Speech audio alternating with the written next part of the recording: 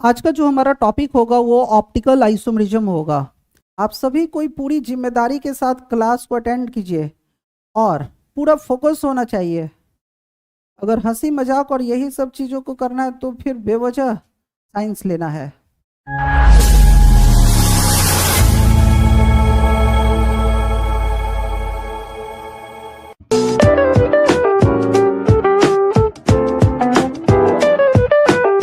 Good evening, एक बार फिर से आप सबका स्वागत है।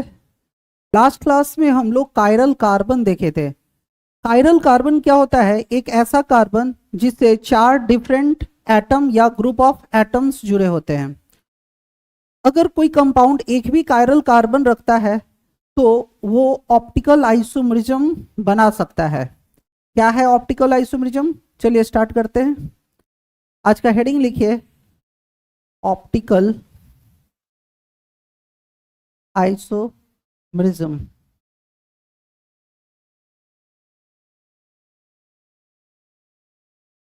ऑप्टिकल आइसोमेरिज्म एक स्टीरियो आइसोमेरिज्म है। ऑप्टिकल आइसोमेरिज्म एक स्टीरियो आइसोमेरिज्म है, मतलब 3 डायमेंशनल स्पेस अरेंजमेंट होना है यहाँ पे। तो लिखिए, ऑप्टिकल आइसोमेरिज्म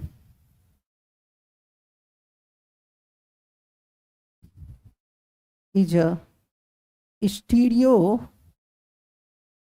आइसोमेरिज्म। ये एक स्टीरियो आइसोमेरिज्म है, मतलब 3 डायमेंशनल आइसोमेरिज्म है। जिस कंपाउंड के पास एक भी कायरल कार्बन होगा वो कंपाउंड क्या करेगा? ऑप्टिकल आइसोमेरिज्म करेगा। Compound which have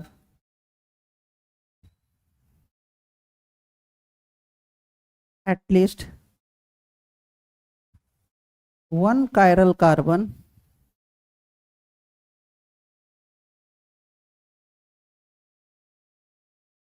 must form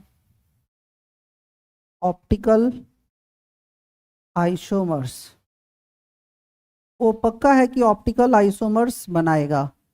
compound जिसके पास एक भी कायरल कार्बन होगा वो पक्का है कि ऑप्टिकल आइसोमर्स बनाएगा। अगर कोई कंपाउंड एक भी कायरल कार्बन रखता है तो वो ऑप्टिकल आइसोमर्स बनाने की क्षमता रखता है।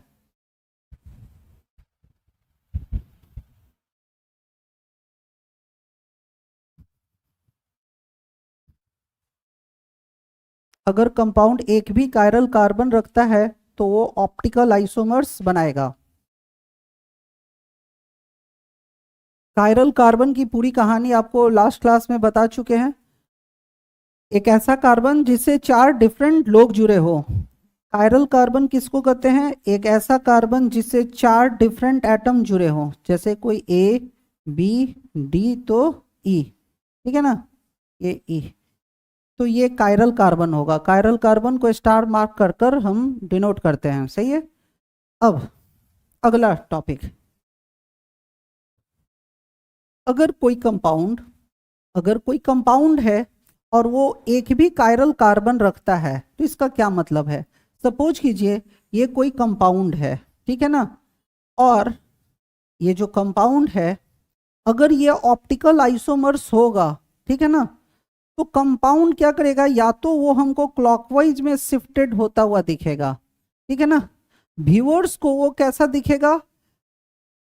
या तो क्लॉकवाइज में शिफ्टेड दिखेगा, जैसे हम एक आदमी ऐसे खड़े हैं लेकिन आप व्यूअर्स है, आपको हम या तो क्लॉकवाइज में शिफ्टेड दिख रहे हैं या तो एंटी क्लॉकवाइज में शिफ्टेड दिख रहे हैं। तो ये है optical isomerism.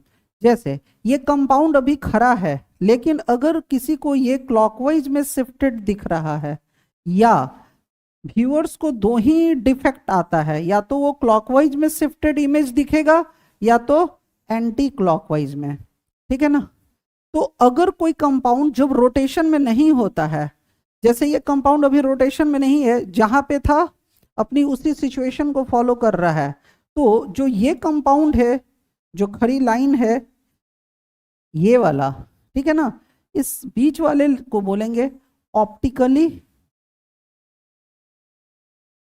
Inactive. Optically inactive, ठीक है ना। जो कंपाउंड रोटेशन में नहीं होता है उसको बोलते हैं ऑप्टिकली इनएक्टिव। लेकिन जो कंपाउंड या तो क्लॉकवाइज में रोटेशन में दिख रहा हो या तो एंटी क्लॉकवाइज में, तो इसको बोलेंगे ऑप्टिकली एक्टिव। इसको बोलेंगे ऑप्टिकली एक्टिव। ये भी ऑप्टिकली एक्टिव है, ये भी ऑप्टिकली एक्टिव है, ठीक है।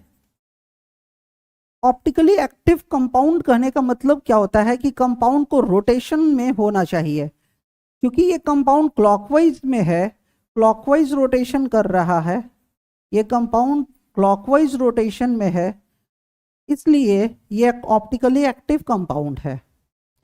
क्योंकि ये भी कंपाउंड एंटी क्लॉकवाइज दिशा में घूम रहा है, इसलिए ये भी कंपाउंड क्या है, optically active compound. Optically inactive का मतलब क्या होता है, कंपाउंड विदाउट रोटेशन, वो रोटेशन ना कर रहा हो। तो ये चूंकि ओरिजिनल इमेज था, जहां पे खड़ा है उसी दिशा में वो है, उसका कोई अभी रोटेशन नहीं है, ये सीधे खड़ा है, तो ये क्या होगा, इसको हम क्या कहेंगे, ये जो इमेज है वो विदाउट रोटेशन है, इसमें कोई रोटेशन नहीं हो रहा है, ये अपने जगह पे है। लेकिन यही इमेज अगर क्लॉकवाइज में शिफ्ट हो जाए तो ऑप्टिकली एक्टिव हो जाएगा।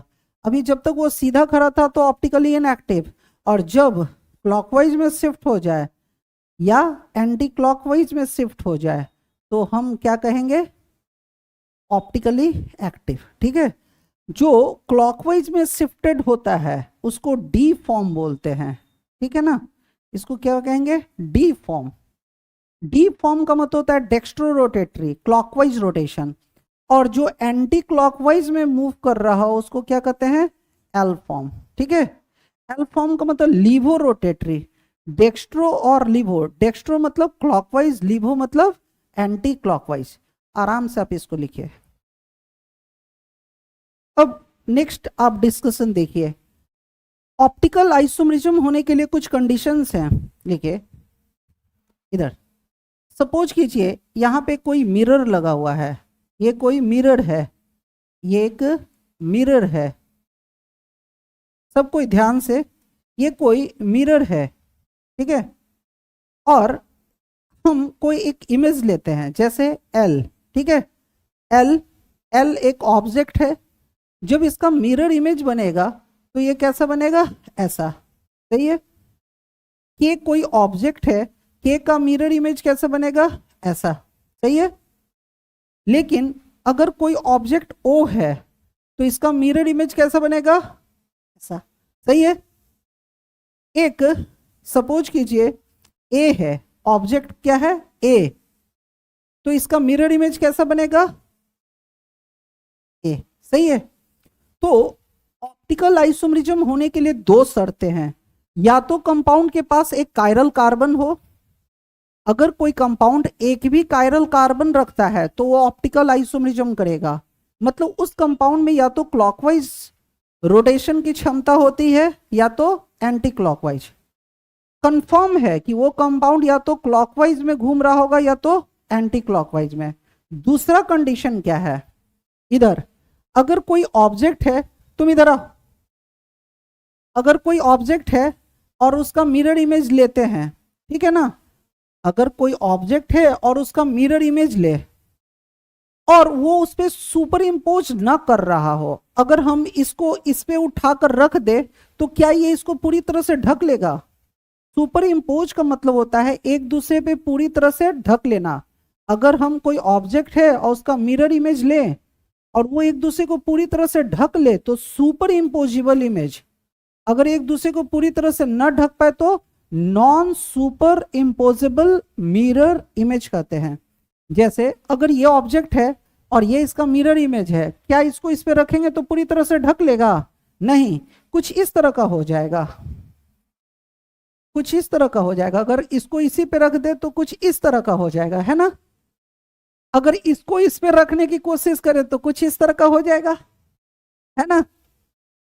यानी अगर ये इसका मिरर इमेज है, ये एक दूसरे का मिरर इमेज है, तो ये एक दूसरे को पूरी तरह से नहीं ढक पाएगा, ये भी एक दूसरे को पूरी तरह से नहीं ढक पाएगा, ये इसको पूरी तरह से ढक लेगा, ये इसको पूरी तरह से ढक लेगा। तो नीचे वाला दोनों सुपर इम्पोजिबल इमेज है और ऊपर वाला दोनों नॉन सुपर इम्पोजिबल इमेज है। ऑप्टिकल आइसोमरिज्म का शर्त जो दूसरा है, अगर कोई कंपाउंड हो उसका मिरर इमेज ले और वो नॉन सुपर इम्पोज करता हो, एक दूसरे को पूरी तरह से नहीं ढकता हो, वो भी ऑप्टिकल आइसोमरिज्म बनाएगा। तो ये दोनों जो कंपाउंड हम ले रहे हैं, इमेज ले रहे हैं, ये कैसा है? नॉन सुपर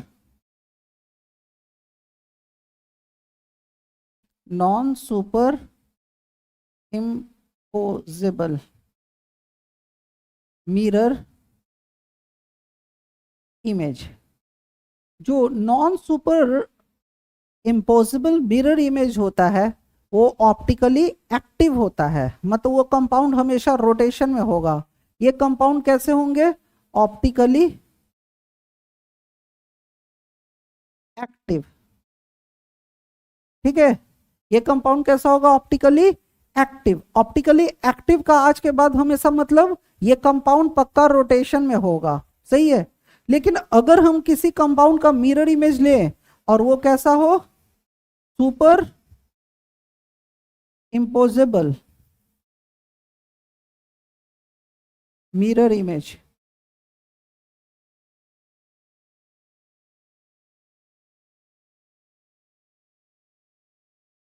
अगर वो सुपर इम्पोजिबल मिरर इमेज बना रहा है, ठीक है ना, तो ये कैसा होगा? ऑप्टिकली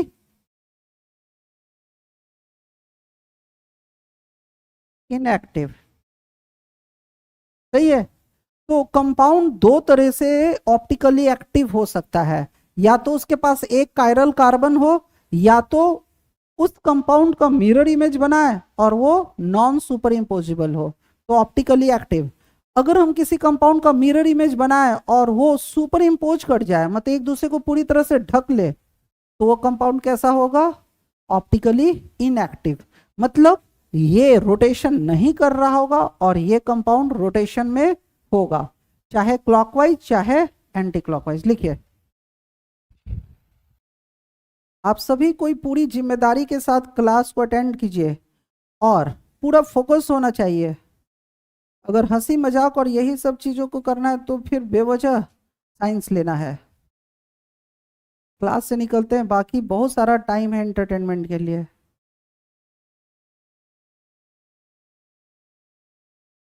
ऑप्टिकली एक्टिव होने के लिए दो कंडीशन है, या तो कंपाउंड एक कायरल कार्बन रखता हो, या तो कंपाउंड क्या करता हो? नॉन सुपर इम्पोजिबल इमेज बनाता हो, मतलब एक ऐसा इमेज जो एक दूसरे को पूरी तरह से न ढके। हम सभी को ना सीरियसनेस रखना है, और यही वजह है कि क्लास के इसी डिसिप्लिन को फॉलो करने के चक्कर में हम बहुत बड़ा भीड़ न बना पाए।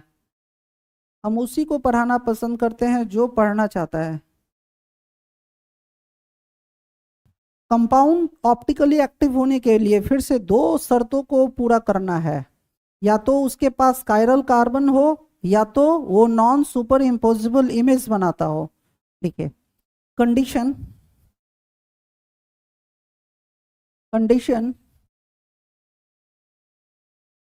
For optical isomerism. तो ऑप्टिकल आइसोमरिज्म होने के लिए दो शर्तें हैं। पहला शर्त है case one compound contains at least one chiral carbon।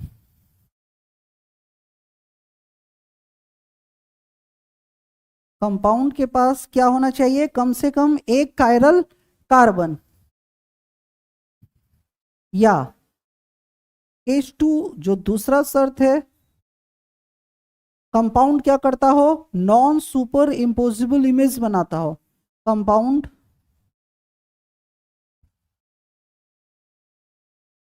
Must form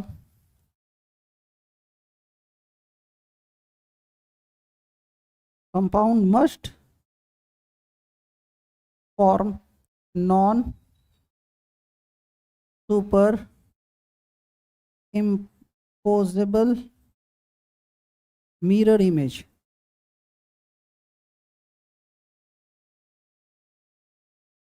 अगर कोई कंपाउंड इन दोनों में से कोई एक शर्त को फिर फॉलो करता है तो वो ऑप्टिकली एक्टिव होगा।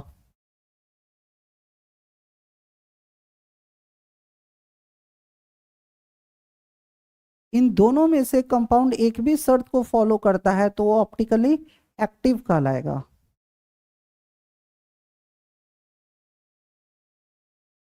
अब अपनी बातों को आपको एक एक्सपेरिमेंट से दिखाते हैं। ऑप्टिकली एक्टिव का क्या मतलब होता है। जैसे सबसे पहले अगर कोई ऑब्जेक्ट है हम, और आप हमको देखना चाहते हैं कि हम रोटेशन में है या नहीं है, तो लाइट होगा तब तो, है ना। लाइट में ही व्यूअर्स देख पाएगा कि हम सीधे खड़े हैं या क्लॉकवाइज में शिफ्टेड हैं या तो एंटी क्लॉकवाइज में शिफ्टेड हैं। तो अब एक एक्सपेरिमेंट से आपको दिखाते हैं। चलिए शुरू करते हैं। एक एक्सपेरिमेंट है, इस एक्सपेरिमेंट को समझिए। आप पहले इस एपरेटस को पूरा बनाइए।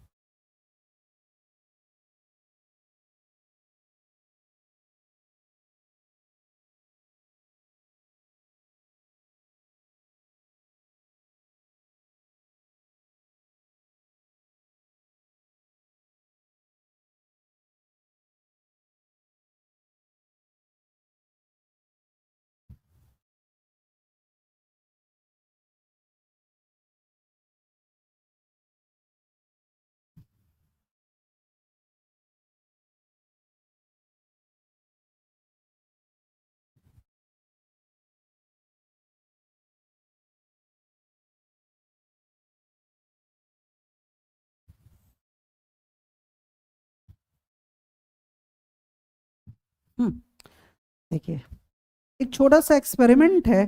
सबसे पहले यहाँ पे हम एक लाइट सोर्स लिए, मतलब जैसे कोई टॉर्च वॉर्च कुछ भी ले सकते हैं। आप इधर समझिए, यहाँ से कोई लाइट सोर्स लिए जहाँ से बहुत सारी किरणें सपोज कीजिए निकल रहा है। यहाँ देखिए ये लाइट सोर्स से बहुत सारे किरणें निकलना शुरू हुआ और ये आगे की ओर बढ़ रहा है। बहुत सारे लाइट हैं, यहाँ से कोई लाइट सोर्स है, कोई ट्यूबलाइट कोई टॉर्च कुछ भी हो सकता है। तो जो लाइट यहाँ से निकल रहा है, तो जब हम टॉर्च को जलाते हैं ना तो लाइट की एक प्रॉपर्टी होती है डिस्पर्जन। लाइट जब निकलता है ना तो इस तरह से फैलते हुए निकलता है, ठीक है ना, फैलता है। टॉर्च मारते हैं तो लाइट कैसे ऐसे फैलता है ना, इसको डिस्पर्जन कहते हैं। जिससे लाइट की इंटेंसिटी क्या हो जाती है, घट जाती है, ठीक है ना, लाइट बिखर जाता है। जैसे पानी अगर एक ही दिशा में जाएगा ना तो उसका फ्लो बहुत ज्यादा होगा, लेकिन पानी कई रास्तों में ब्रांचेस में बढ़ जाए तो उसका फ्लो स्वाभाविक है कि घट जाएगा। तो जो लाइट निकल रहा होता है ना वो डिस्पर्स्ड हो रहा है, बहुत सारे किरणों में बिखरता हुआ आगे की ओर बढ़ा।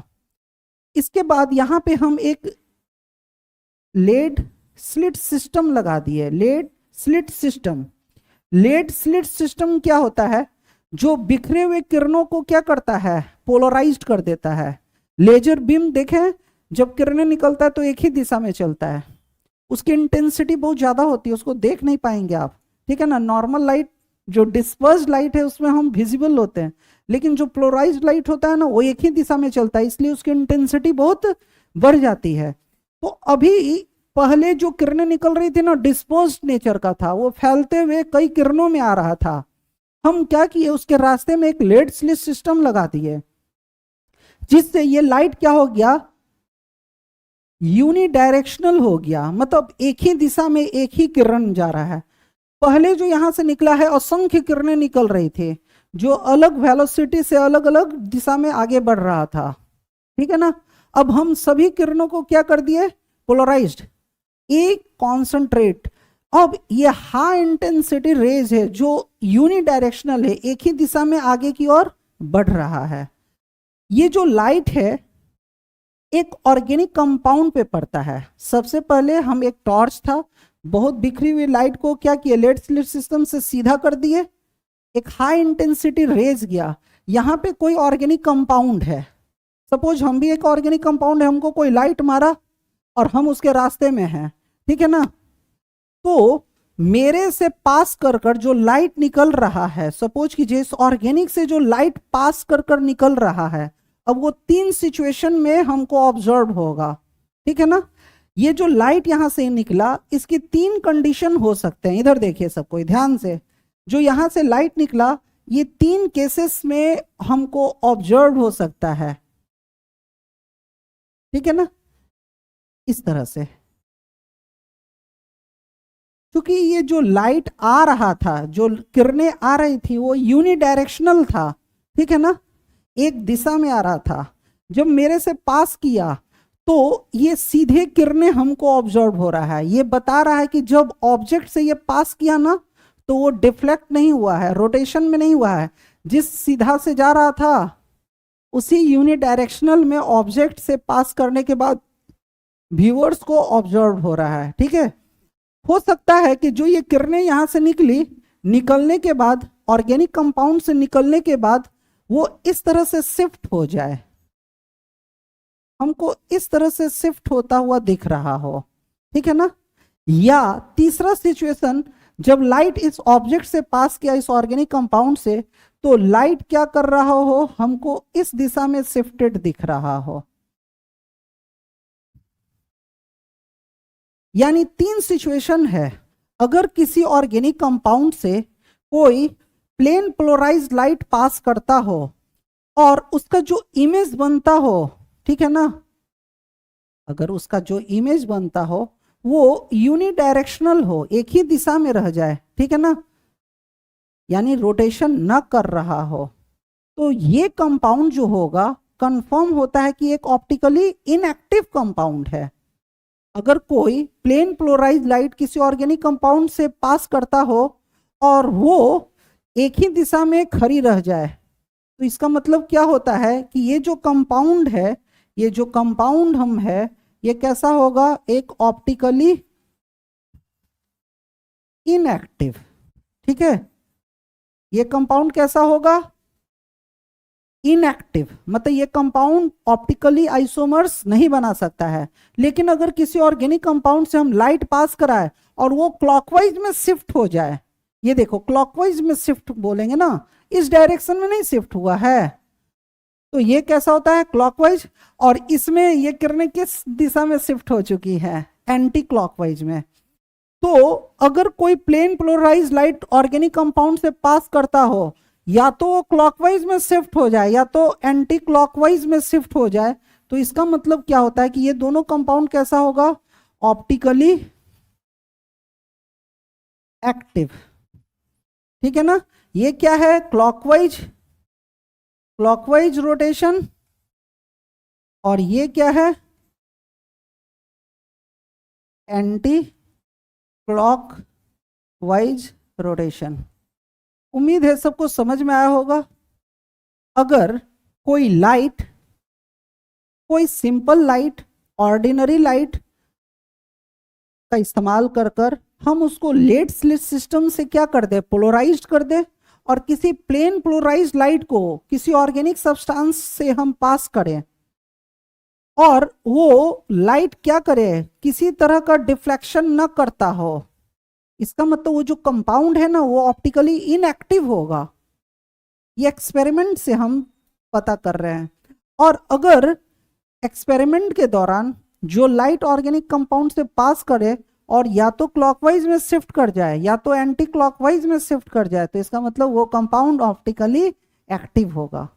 इसके पहले जो पढ़े, ऑप्टिकली एक्टिव होने का दो शर्त है, या तो कायरल या तो वो नॉन सुपर इम्पोजिबल। तो वो प्रैक्टिकली हमने ना किया, वो एक थ्योरी है। लेकिन अगर हमको प्रैक्टिकली पता करना हो कि कोई कंपाउंड हमको दे दिया हाथ में कि पता करो, ठीक है ना, हम ही एक ऑर्गेनिक कंपाउंड्स है, अगर हमारे बारे में पता करना है कि ऑप्टिकली एक्टिव है या इनएक्टिव है, और मेरे से कोई प्लेन पोलराइज लाइट पास करे और जो मेरा ऑब्जेक्ट इमेज बना रहा है वो सीधी है, तो इसका मतलब क्या हुआ, वो इनएक्टिव है। अगर हम क्लॉकवाइज में रोटेशन रखते हो या तो एंटी क्लॉकवाइज में मेरा इमेज शो कर रहा है, तो हम क्या होंगे, ऑप्टिकली एक्टिव। ठीक है, सबको समझ में आया? चलिए इसको लिखिए। लेड स्लिट सिस्टम से निकलने के बाद यहां पे हम एक चीज ऐड कर दे, ये जो लाइट अब यहां के बाद इस लेड स्लिट सिस्टम के बाद जो लाइट जा रहा है ना, इस लाइट को क्या कहेंगे, plane polarised light. Plane polarised light. अगर कोई प्लेन पोलराइज्ड लाइट किसी ऑर्गेनिक सब्सटेंस से पास करता हो और उसका इमेज रोटेशन में ना हो तो ऑप्टिकली इनएक्टिव। अगर रोटेशन में है, चाहे क्लॉकवाइज चाहे एंटी क्लॉकवाइज, तो क्या होगा, ऑप्टिकली एक्टिव। इस तरह हम पहचान सकते हैं कि हमारा दिया हुआ ऑर्गेनिक कंपाउंड ऑप्टिकली एक्टिव है या इनएक्टिव।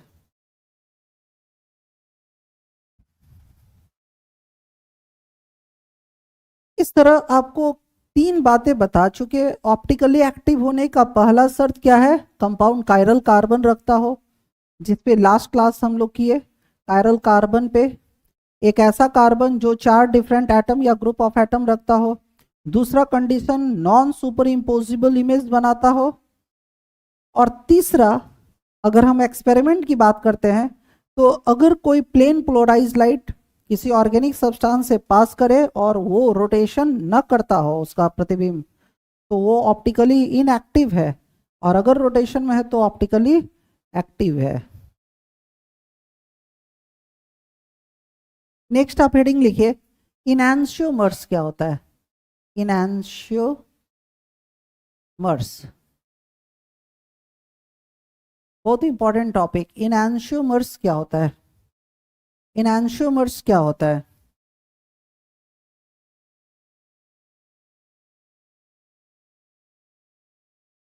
आज के बाद आप दम श्योर रहिए, किसी ना किसी एग्जाम में यहां से मुलाकात होना है, अच्छा ना। इनैंशियोमर्स के बिना ऑप्टिकली एक्टिव कंपाउंड्स के बारे में हम क्या बोले, अच्छी परिकल्पना नहीं कर सकते हैं। यहां से क्वेश्चन जरूर होगा। ऑप्टिकली एक्टिव आइसोमरिज्म में जो सबसे इंपॉर्टेंट टॉपिक है इनैंशियोमर्स। क्या होता है इनैंशियोमर्स, आपको जैसे बोर्ड वगैरह में आएगा कि राइट शॉर्ट नोट्स ऑन इनैंशियोमर्स, या कोई कंपाउंड देगा और उसका इनैंशियोमर्स बनाना होगा आपको। जैसे क्या होता है इनैंशियोमर्स, जैसे देखिए, एक कार्बन है, इससे एक OH जुड़ा हुआ है, एक H जुड़ा हुआ है, एक CH3 जुड़ा हुआ है और एक NH2 जुड़ा हुआ है, ठीक है ना। अभी आपको लिखना नहीं है, पहले समझिए। देखिए, जैसे ये कोई पेन है, एक ऑब्जेक्ट है, ठीक है ना। जब कोई ऑब्जेक्ट वर्टिकल सिचुएशन में रहता है, वर्टिकल पोजीशन में रहता है, तो उसका सेंटर ऑफ मास कहाँ होगा, यहाँ बीच में, ठीक है ना। अब हम अगर सेंटर ऑफ मास को यहां शिफ्ट कर दे तब भी इस पेन में कोई भी फर्क नहीं पड़ा है इसकी पोजीशन में। अगर हम सेंटर ऑफ मास को यहां कर दे तब भी कोई दिक्कत नहीं है। यानी अगर कोई ऑब्जेक्ट वर्टिकल पोजीशन पे होता है तो उसका सेंटर ऑफ मास कहीं भी शिफ्ट होता है तो कंपाउंड में किसी भी तरह का फर्क नहीं पड़ता है। यहाँ फर्क बात कर रहे हैं रोटेशन का, तो इस कंपाउंड में किसी तरह का रोटेशन नहीं होगा। लेकिन अगर वो ऑब्जेक्ट हॉरिजॉन्टल अवस्था में है तो उसकी सेंटर ऑफ मास अगर बीचों बीच में है तब ये स्थिर होगा, ठीक है ना। लेकिन जैसे हम कोई भी छेड़खानी करते, थोड़ा सा भी हम इधर ले गए, लो कंपाउंड क्या किया, रोटेशन में चला गया, है ना, वो अपना पोजीशन बदल लिया। अगर सपोज कीजिए यहां से हम यहां आ गए तो इधर शिफ्ट कर गया। यानी रोटेशन हमेशा इस बात पे डिपेंड करता है कि ऑब्जेक्ट का पोजीशन किस अवस्था में है। अगर उसकी पोजीशन वर्टिकल अवस्था में होगी तो वो रोटेशन नहीं करता है। अगर उसका पोजीशन कैसा होगा, हॉरिजॉन्टल, तभी वो क्या करेगा, रोटेशन करता है। जैसे देखो, ये ऑब्जेक्ट है, ठीक है ना, ये कोई ऑब्जेक्ट है ऑब्जेक्ट कैसा है? एक कायरल कार्बन रखे हुए है, एक ऐसा कार्बन जिससे 4 डिफरेंट लोग जुड़े हुए हैं, एक ऐसा कार्बन जिससे 4 डिफरेंट लोग जुड़े हुए हैं, एक OH, एक H, एक CH3 और एक NH2।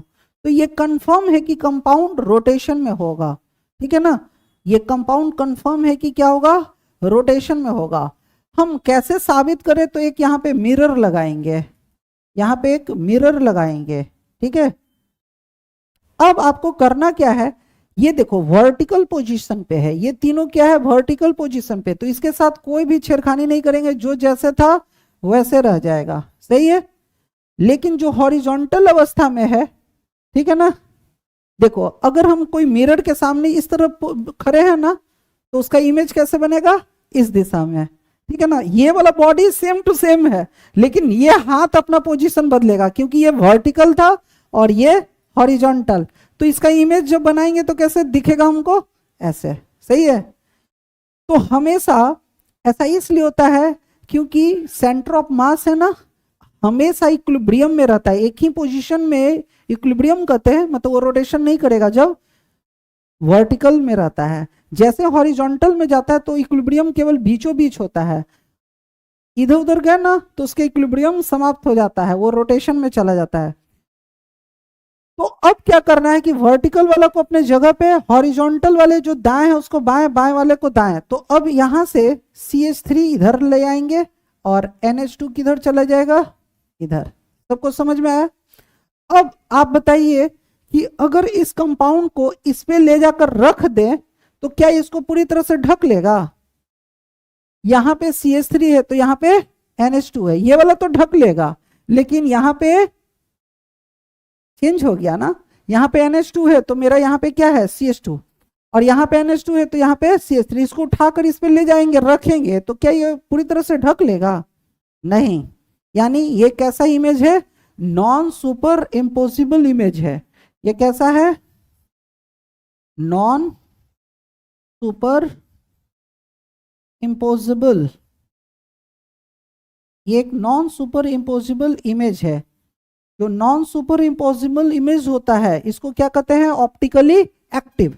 यानी ये जो कंपाउंड है, अभी बताया है कि अगर कोई कंपाउंड, दो शर्त था, एक तो कायरल कार्बन रखता हो, तो ये पहले ही से रखा था, तो कंफर्म हो गया कि इसका जो इमेज बनेगा ना वो नॉन सुपर इम्पोसिबल होगा। तो बनाकर फिर दिखाएं, ये कंपाउंड कैसा है, ऑप्टिकली एक्टिव है, ठीक है ना। अगर कोई ऑप्टिकली एक्टिव कंपाउंड या अगर कोई कंपाउंड अपना नॉन सुपर इम्पोसिबल इमेज बनाता हो, तो ये दोनों कंपाउंड आपस में क्या कहलाएगा, इनैंसोमर्स। जैसे अभी तक हम लोग पढ़ रहे थे ना आइसोमर्स, आइसोमर्स का मतलब होता है कंपाउंड का मॉलिक्यूलर फॉर्मूला सेम लेकिन स्ट्रक्चर डिफरेंट।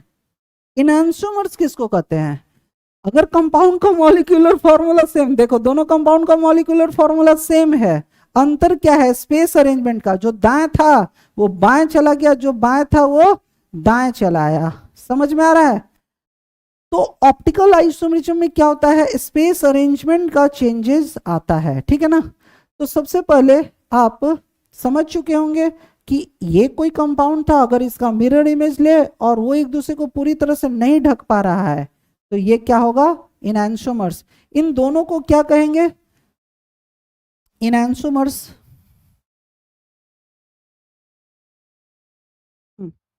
इन दोनों को आपस में क्या कहेंगे, इनैंसोमर्स।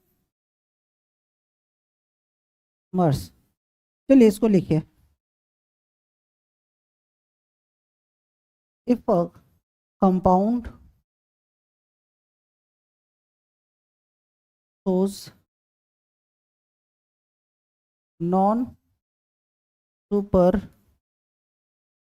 impossible mirror image, then it forms enantiomers।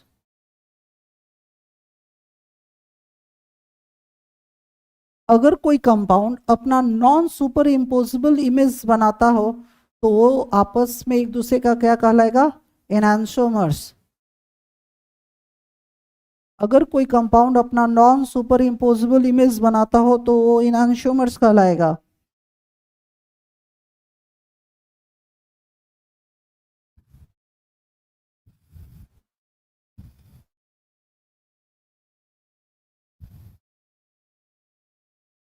कोई है जिसको समझ में आ रहा है?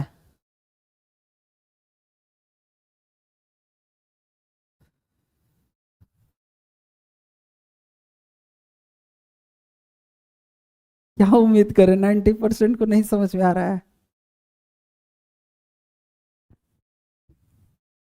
सभी कोई अपना माइंडसेट बदलिए, अच्छा ना। क्लास केवल पढ़ने के लिए होना चाहिए।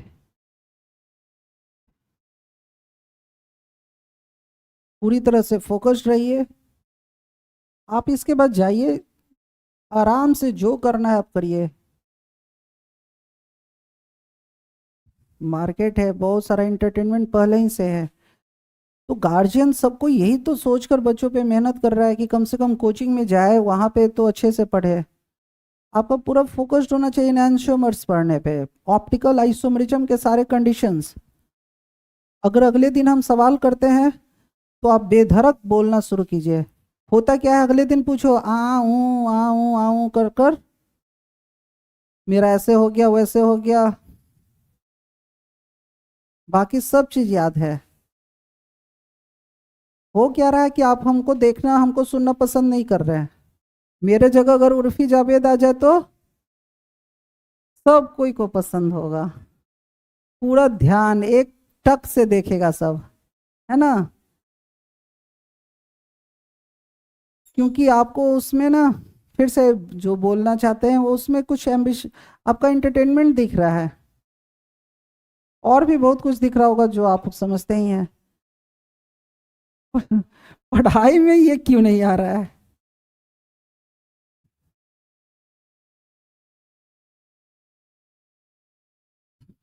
इनैंशियोमर्स समझ में आ गया। एक छोटा सा टॉपिक जो हम लोग डेफिनेशन मिस कर गए, एक्सपेरिमेंट के बाद हमको ऑप्टिकली आइसोमरिज्म का डेफिनेशन बताना था तो थोड़ा मिस कर गए। ऑप्टिकली, ऑप्टिकल आइसोमरिज्म क्या होता है?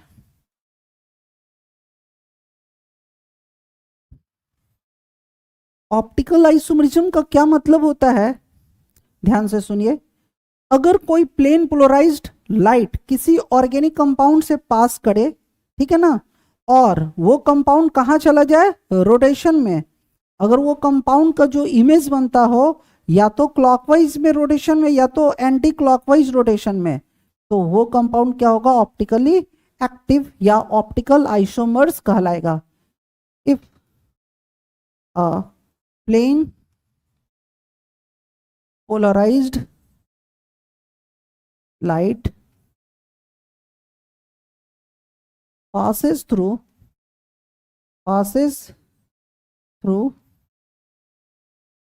if a plane polarized light passes through organic substance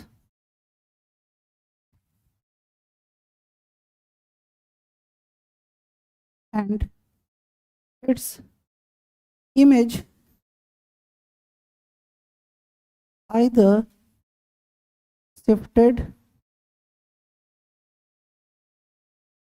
towards clockwise or anti clockwise, then it is called optical isomerism. ठीक है। अगर कोई प्लेन पोलराइज्ड लाइट किसी ऑर्गेनिक सब्सटेंस से पास करता हो और वो या तो क्लॉकवाइज में शिफ्टेड ऑब्जर्व हो रहा हो या तो एंटी क्लॉकवाइज में, तो ये ऑप्टिकल आइसोमरिज्म कहलाता है। और दोनों कंपाउंड जो रोटेशन में जाएंगे ऑप्टिकल आइसोमर्स। तो आज ये आपका बेसिक इंट्रोडक्शन क्लास है, इनैंशियोमर्स हम पढ़ चुके हैं। अब एक अगला वर्ड आप समझिए। इनैंशियोमर्स जब भी आपको बनाने के लिए बोले तो आपको क्या करना है कि एक मिरर इमेज चेक करना है। अगर उसका मिरर इमेज एक दूसरे को पूरी तरह से नहीं ढक रहा है तो वो इनैंशियोमर्स होगा, अगर ढक ले तो वो इनैंशियोमर्स नहीं होगा। आपसे पूछेगा क्या इनैंशियोमर्स ऑप्टिकली एक्टिव कंपाउंड होता है? हाँ, ये एक ऑप्टिकली एक्टिव कंपाउंड है, क्योंकि ये अपना नॉन सुपर इम्पोजिबल इमेज बना रहा है। सही है। आप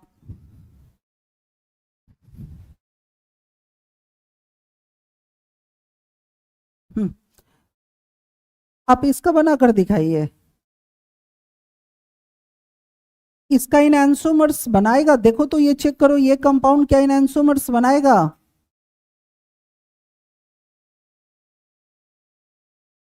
इस कंपाउंड का इनैंशियोमर्स बनाओ। बहुत सिंपल है, क्या करना है? पहला मिरर लगाओ, मिरर लगाओ और जो वर्टिकल है उसको उसी तरह छोड़ दो, हॉरिजॉन्टल वाले को दाएं को बाएं और बाएं को दाएं कर दो। बस दो काम छोटा छोटा, जल्दी करो।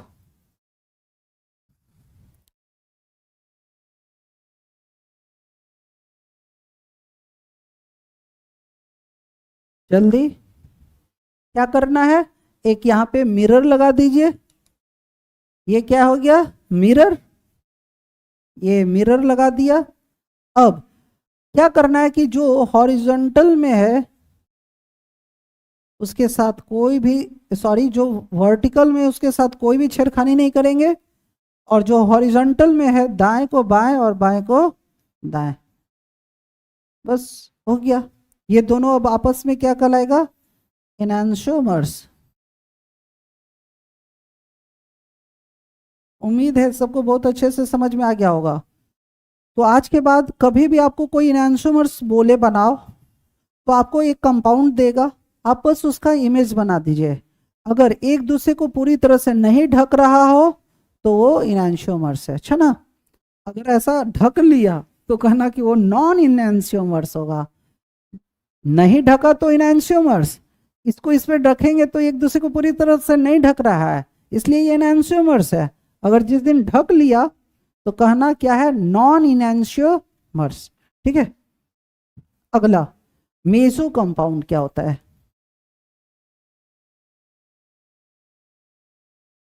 क्लास 11 का बहुत ही इंपॉर्टेंट टॉपिक अभी आप पढ़ रहे हैं, किसी भी कॉम्पिटिटिव एग्जाम्स के लिए भी एक बहुत ही जरूरी, बहुत ही इंपॉर्टेंट टॉपिक है।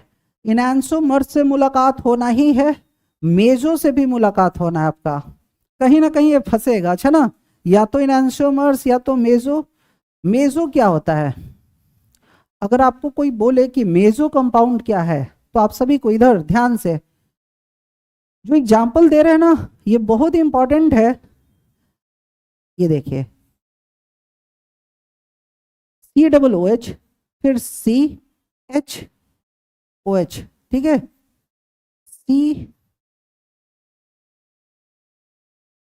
CHOH और COOH, ठीक है? इस कंपाउंड की खासियत है, इस कंपाउंड का पहले तो नाम याद रखिएगा, अच्छा ना? बहुत फेमस कंपाउंड है, इसको बोलते हैं टार्टरिक एसिड। टार्टरिक एसिड, ठीक है ना? टार्टरिक एसिड बहुत इंपॉर्टेंट नाम है। टार्टरिक एसिड की एक बहुत बड़ी खासियत है, देखिए क्या खासियत है। सबसे पहले इसके पास दो कायरल कार्बन है, एक ये और एक ये। टार्टरिक एसिड की पहली खासियत क्या है कि इसके पास दो कायरल कार्बन होता है। कायरल कार्बन एक ऐसा कार्बन जिसे चार डिफरेंट लोग जुड़े हों, तो इस कार्बन से एक H जुड़ा हुआ है, एक OH जुड़ा हुआ है, एक COOH जुड़ा हुआ है, और चौथा ये बहुत बड़ा ग्रुप जुड़ा हुआ है ना? सबको दिखा? साक्षी, बोलते समय हमारे आपको केवल सुनना है ना कि लिखना है, अच्छा ना? हमारी बातें खत्म हो जाए, लिखने का टाइम मिलता है तब लिखना है। आप सभी इन सब चीजों को फॉलो कीजिए, अगर हम पढ़ा रहे हैं तो पहले सुनना है, अच्छा ना? अगर उतारना ही है तो बहुत सारे बुक है, किसी लाइब्रेरी को ज्वाइन कर लो और जीवन भर बिना खाए पिए खूब मेहनत कर कर उतारो, ठीक है ना? अगर नॉलेज में वो कन्वर्ट हो जाए तो फिर क्यों आना है यहाँ पे, है ना, पैसे भी देना है, बेवकूफ़ी है, केवल उतारना है वहां जाकर। क्लास में हमको टीचर को अच्छे से सुनना है पहले, अगर वो बोल रहा है तब, उसके बाद टाइम मिलता ही है, लिखेंगे आराम से, ठीक है ना। क्लास के बाद आपको स्लाइड भी दे देते हैं, बहुत सारी सुविधाएं हैं। क्लास में बोलते समय सुनना है पहले। तो एक ऐसा ये कार्बन है जिसे एक H है, एक OH है, एक ये है, और चौथा एक बहुत बड़ा ग्रुप है, इसलिए क्या है, कायरल कार्बन है, ठीक है ना। उसी तरह से अब हम फिर से इसको समझते हैं, इधर देखिए। अब ये क्यों कायरल है, ये भी कायरल है क्योंकि इससे एक H जुड़ा हुआ है, एक OH, तीसरा ये, और चौथा ये पूरा ग्रुप जुड़ा हुआ है ना। इसलिए इसके पास कितने कायरल कार्बन है, 2। अब आप ये कायरल कार्बन तो समझ चुके हैं, अब देखिए इसकी खासियत। इस कंपाउंड की एक खासियत है कि मिरर ये है, ठीक है ना, यहां पे मिरर है, ठीक है ना। और जो इसका मिरर इमेज बनेगा, आप अच्छी तरह से समझ चुके हैं कैसे बनेगा। जो वर्टिकल पे है अपने जगह पे होगा, और जो हॉरिजॉन्टल में है दाएं वाला बाएं, ये इधर आ जाएगा, OH इधर आ जाएगा, ये इधर आएगा, और OH इधर आएगा, ऐसा होगा ना। अभी बता है, अगर कोई कंपाउंड मिरर इमेज बनाता हो और एक दूसरे को पूरी तरह से नहीं ढकता हो, इसको उठाकर इस पे रख देंगे, तो ये क्या है, इनैंशियोमर्स। अभी ना बताया कि एक दूसरे को नहीं ढके तो एक इनैंशियोमर्स है, ये एक इनैंशियोमर्स है, ये दोनों आपस में क्या कहलाएगा, इनैंशियोमर्स। और इन इनैंशियोमर्स की एक खासियत है, ये दोनों इनैंशियोमर्स है, पर दोनों इनैंशियोमर्स की एक खासियत है, एक विशेष तरह का इसके पास खासियत है। देखो क्या, ये देखो, ये एक इनैंशियोमर्स है और एक ये इनैंशियोमर्स है, ठीक है। अब अगर इसके बीच में हम एक प्लेन मानते हैं, ठीक है ना, एक प्लेन, इमेजिनरी प्लेन मानते हैं, इस इनैंशियोमर्स के बीचों बीच हम एक प्लेन मानते हैं, उसी तरह इस इनैंशियोमर्स के बीचों बीच एक प्लेन मानते हैं, ठीक है ना। अब इस इमेज को भूल जाओ, इस मिरर को भूल जाओ, इसको देखो, इस प्लेन के अलोंग ये जो इनैंशियोमर्स से 2 बराबर भागों में बट गया, या ये इसको गिरा दे तो पूरी तरह से ढक लेगा, इस प्लेन के अलोंग अगर इसको पलट दे तो क्या एक दूसरे को पूरी तरह से ढक लेगा। इस प्लेन के अलोंग, इस प्लेन के अलोंग क्या एक दूसरे को पूरी तरह से ढक लेगा, या प्लेन 2 बराबर भागों में इसको बांट रहा है।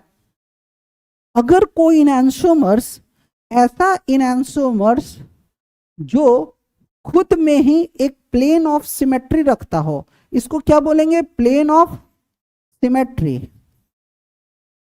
प्लेन ऑफ सिमेट्री का मतलब क्या होता है, जो 2 बराबर भागों में बांटता हो, एक ऐसी काल्पनिक रेखा, एक ऐसी काल्पनिक प्लेन, एक ऐसा काल्पनिक प्लेन जो कंपाउंड को अगर 2 बराबर भागों में बांट दे तो इसको बोलते हैं प्लेन ऑफ सिमेट्री। ये दोनों इनैंशियोमर्स था, लेकिन इन इनैंशियोमर्स की खासियत है, ये 2 बराबर भागों में बट सकता है किसी इमेजिनरी प्लेन के अलोंग। अगर कोई इनैंशियोमर्स किसी इमेजिनरी प्लेन के अलोंग 2 बराबर भागों में बटता हो तो वो क्या कहलाता है, मेजो। इनैंशियोमर्स मेजो हो चुका है, ठीक है ना। अगर हम किसी इनैंशियोमर्स को 2 बराबर भागों में बांट सकते हैं किसी इमेजिनरी प्लेन के लॉन्ग, तो वो कंपाउंड क्या कहलाएगा, मेजो। तो अब ये कंपाउंड क्या बन चुका है, अभी तक ये इनैंशियोमर्स था, ये दोनों कंपाउंड क्या है, इनैंशियोमर्स। सबको समझ में आ गया, ये कंपाउंड दोनों क्या था, इनैंशियोमर्स। लेकिन चूंकि ये प्लेन ऑफ सिमेट्री रखता है, क्योंकि ये प्लेन ऑफ सिमेट्री रखता है, ये इनैंशियोमर्स भी प्लेन ऑफ सिमेट्री रखता है, तो ये भी मेजो होगा। ये इनैंशियोमर्स भी क्या करता है, प्लेन ऑफ सिमेट्री रखता है, तो ये भी कैसा कंपाउंड होगा, मेजो, ठीक है ना। इसके पहले वाले कंपाउंड में उस कंपाउंड को हम 2 बराबर भागों में बांट सकते थे, नहीं, वो केवल इनैंशियोमर्स था। अब ये इनैंशियोमर्स, जैसे इनैंशियोमर्स 2 तरह का होता है, एक मेजो बना सकता है और एक जो मेजो नहीं बना सकता है। तो सबसे पहले आपको क्या करना है, एनहांसोमर्स बनाना है, ठीक है ना, और फिर चेक करना है क्या वो एनहांसोमर्स प्लेन ऑफ सिमेट्री रखता है। हाँ, अगर रखता है तो वो मेजो होगा, नहीं तो नहीं होगा। बात समझ रहे हैं? आगे कुछ भी करने के पहले एक बार फिर से आपको समझाते हैं, साइंस हमेशा अच्छा सुनकर सीख सकते हैं, लिख कर नहीं, उतार कर नहीं, ठीक है ना। एक अच्छी गंभीरता होनी चाहिए, और दूसरा शर्त क्या है, हमको प्रेम से ध्यान से सुनना है, अच्छा ना। जितनी अच्छी आप सुनने की क्षमता रखेंगे उतना ज्यादा आपको अच्छा समझ में आएगा। और साइंस का पहला और अंतिम मेरे ख्याल से यही रिक्वायरमेंट है, ठीक है ना। तो आप इस उम्मीद और मेरे इस विश्वास के साथ आप इसको पहले लिखिए। अब इस तरह से हम समझ चुके हैं कि मेजो कंपाउंड क्या होता है। तो फिर से मेजो कंपाउंड के लिए क्या जरूरत है कि कंपाउंड क्या करता हो, इनैंसोमर्स बनाता हो, और एक ऐसा इनैंसोमर्स जो खुद में ही प्लेन ऑफ सिमेट्री रखता हो, वो क्या कहलाता है, मेजो, ठीक है ना। अगर जो ऐसा नहीं करता हो तो नॉन मेजो। तो वो लिखने की जरूरत नहीं है ना बताने की जरूरत है, आपको केवल ध्यान में रखना है। मेजो आपसे पूछेगा, अच्छा ना। मेजो क्या होता है, एक ऐसा एनहांसोमर्स जो क्या करता हो, खुद में प्लेन ऑफ सिमेट्री रखता हो। चलो इसका डेफिनेशन अगले पन्ने पे लिखते हैं। दोज एनहांसोमर्स क्या होता है, ऑप्टिकली एक्टिव कंपाउंड। तो ऐसे भी लिख सकते हैं, those optically active compound, those optically active compound which contains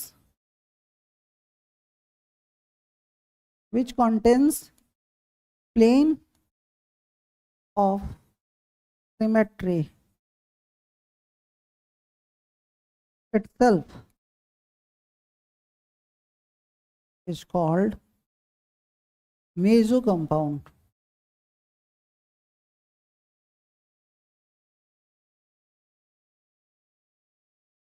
meso compound क्या है, एक ऐसा कंपाउंड जो ऑप्टिकली एक्टिव हो और खुद में क्या करता हो, प्लेन ऑफ सिमेट्री रखता हो, वो मेजो कंपाउंड कहलाएगा।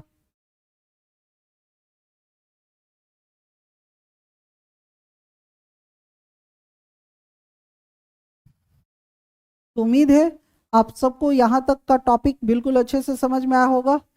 तो चूंकि आप फाउंडेशन में है ना, हम कोशिश कर रहे हैं कि आपको एक दिन में ज्यादा कॉन्सेप्ट ना बताया जाए, तो आज 3 बातें आपको बताएं। ऑप्टिकली एक्टिव आइसोमर्स होने का शर्त, दूसरा दूसरा इनैंसोमर्स क्या होता है, और तीसरा मेजो क्या होता है। आप इन 3 बातों को अपने दिमाग में है ना पूरी तरह से उतारिए। अगले क्लास में है ना, जो ऑप्टिकली आइसोमरिज्म का बस एक कॉन्सेप्ट बचता है, वो है, ध्यान से, रोटेशन चेक करना, ठीक है ना। और डायस्टीरियोमर्स क्या होता है, रोटेशन चेक करना बताएंगे, और डायस्टीरियोमर्स। तो अगले क्लास में हम पूरी तरह से है ना एक टॉपिक पे रहेंगे, रोटेशन चेक करना, ठीक है ना। तो उम्मीद है आप सबको आज का क्लास अच्छा लगा होगा। बहुत बहुत धन्यवाद। आज हम लोग ऑप्टिकल आइसोमरिज्म में रोटेशन चेक करना सीखेंगे। गुड इवनिंग, एक बार फिर से आप सबका स्वागत है। जितने भी ऑप्टिकल कंपाउंड्स होते हैं उनमें 2 तरह का रोटेशन होता है, या तो क्लॉकवाइज या एंटी क्लॉकवाइज। ये कंपाउंड के प्रेजेंटेशन पे डिपेंड करता है। जो ऑप्टिकल कंपाउंड्स होते हैं वो 2 तरह से प्रेजेंट करते हैं खुद को। एक को बोलते हैं फ्लाइंग वेज प्रेजेंटेशन, और दूसरा होता है फिशर प्रोजेक्शन। ऑप्टिकल आइसोमरिज्म जो कंपाउंड शो करते हैं वो 2 रूपों में लिखे जाते हैं। एक को बोलते हैं फ्लाइंग वेज और एक होता है फिशर प्रोजेक्शन। शुरुआत करते हैं, क्या है ये, लिखिए, flying wedge representation. Flying wedge representation में क्या होता है, सपोज एक ये कोई कायरल कार्बन है, कायरल कार्बन मतलब एक ऐसा कार्बन जिससे 4 डिफरेंट एटम जुड़े हो या कोई ग्रुप ऑफ एटम जुड़े हों। अगर ये एटम एक से ज्यादा डिफरेंट प्लेन का इस्तेमाल करता है तो इसको फ्लाइंग वेज रिप्रेजेंटेशन कहते हैं। जैसे यहां पे ये जो कायरल कार्बन है एक OH से जुड़ा हुआ है, इसको वेज कहते हैं, ठीक है ना, इसको वेज कहते हैं। ये वेज क्या मतलब रखता है, प्लेन से बाहर, मतलब कार्बन इस प्लेन में है और OH कहाँ है, प्लेन से बाहर, ठीक है ना, इस दिशा में है। आज के बाद इस तरह का वेज आपको दिखाई दे तो इसका मतलब क्या होगा, ये प्लेन से बाहर है। अच्छा ना, दूसरा जो मेरा है वो सपोज कीजिए CH3 है और ये डॉटेड लाइन से जुड़ा हुआ है। फ्लाइंग वेज रिप्रेजेंटेशन का इस्तेमाल हम तब करते हैं जब कार्बन एक से ज्यादा प्लेन वाले एटम रखता हो। तो एक OH कहाँ है, प्लेन से बाहर, और इस डॉटेड लाइन का मतलब होता है प्लेन के पीछे, ठीक है। जो तीसरा मेरा है इस तरह से लिखा हुआ है, सपोज कीजिए Cl है, क्लोरीन है। अब इसका मतलब क्या होता है, इसका भी मतलब होता है प्लेन से पीछे। तो प्लेन से अगर कोई एटम पीछे है तो उसके लिए दो तरह से हम प्रेजेंट करते हैं, एक इस तरह से डॉटेड लाइन, या तो इस तरह का वेज का इस्तेमाल करते हैं। इस तरह के वेज का मतलब क्या हुआ, प्लेन से बाहर। एक और है, जैसे अभी भी 4 से जुड़ना था, अभी 3 ही से जुड़ा, सपोज कीजिए एक H से जुड़ा हुआ है। अब इसका मतलब क्या, जैसे सिंपल कोई लाइन हो तो इसका मतलब होता है ये प्लेन में है, कार्बन और हाइड्रोजन एक ही प्लेन में है, OH प्लेन से आगे है और CH3 और Cl क्या है, प्लेन के पीछे। सही है। अब हम लोग पढ़ चुके हैं कि जो कंपाउंड कायरल कार्बन रखता है, जो कंपाउंड कायरल कार्बन रखता है, चूंकि एक कायरल कार्बन रख रहा है, सभी एटम या ग्रुप ऑफ एटम डिफरेंट जुड़े हुए हैं, तो ये पक्का या तो क्लॉकवाइज में मोशन कर रहा होगा या तो एंटी क्लॉकवाइज में। हम कैसे इसका रोटेशन चेक करते हैं, तो देखिए सबसे पहले इन सब की प्रायोरिटी हमको सेट करना होगा। प्रायोरिटी कैसे सेट करते हैं आपको बताया है, एटॉमिक नंबर के आधार पे, फर्स्ट एटम के एटॉमिक नंबर के आधार पे। तो इसका एटॉमिक नंबर कितना है, 17। इसमें पहला कौन है, ऑक्सीजन, तो 8। इसमें पहला कौन है, कार्बन, तो 6, और इसका एटॉमिक नंबर 1। तो जिसका एटॉमिक नंबर ज्यादा होगा उसकी प्रायोरिटी सबसे ज्यादा होती है। तो इन चारों का हमको प्रायोरिटी निकालना होगा। तो इन सब में चूंकि क्लोरीन का एटॉमिक नंबर कितना है, सबका एटॉमिक नंबर पहले हम लिख देते हैं। ये देखो इसका एटॉमिक नंबर कितना है, 17, इसका कितना है 8, इसका 1 और इसका कितना है 6। तो जिसका एटॉमिक नंबर, फर्स्ट एटम का एटॉमिक नंबर जिसका ज्यादा होगा उसकी प्रायोरिटी ज्यादा होगी। तो सबसे ज्यादा प्रायोरिटी किसका हो गया, इसका। इसके बाद कौन आएगा, 2 नंबर पे ऑक्सीजन, 3 नंबर पे कौन आएगा, 3 नंबर पे कौन आएगा, कार्बन, और 4 नंबर पे कौन आएगा, हाइड्रोजन।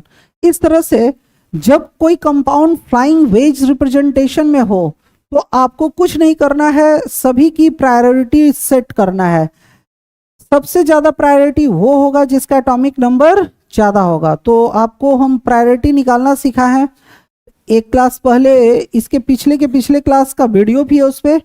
तो सबसे पहले आप प्रायोरिटी निकाल लीजिए, उसके बाद आपको अपने हाथ को 1 पे रखना है और 2 के रास्ते 3 पे पहुंचना है।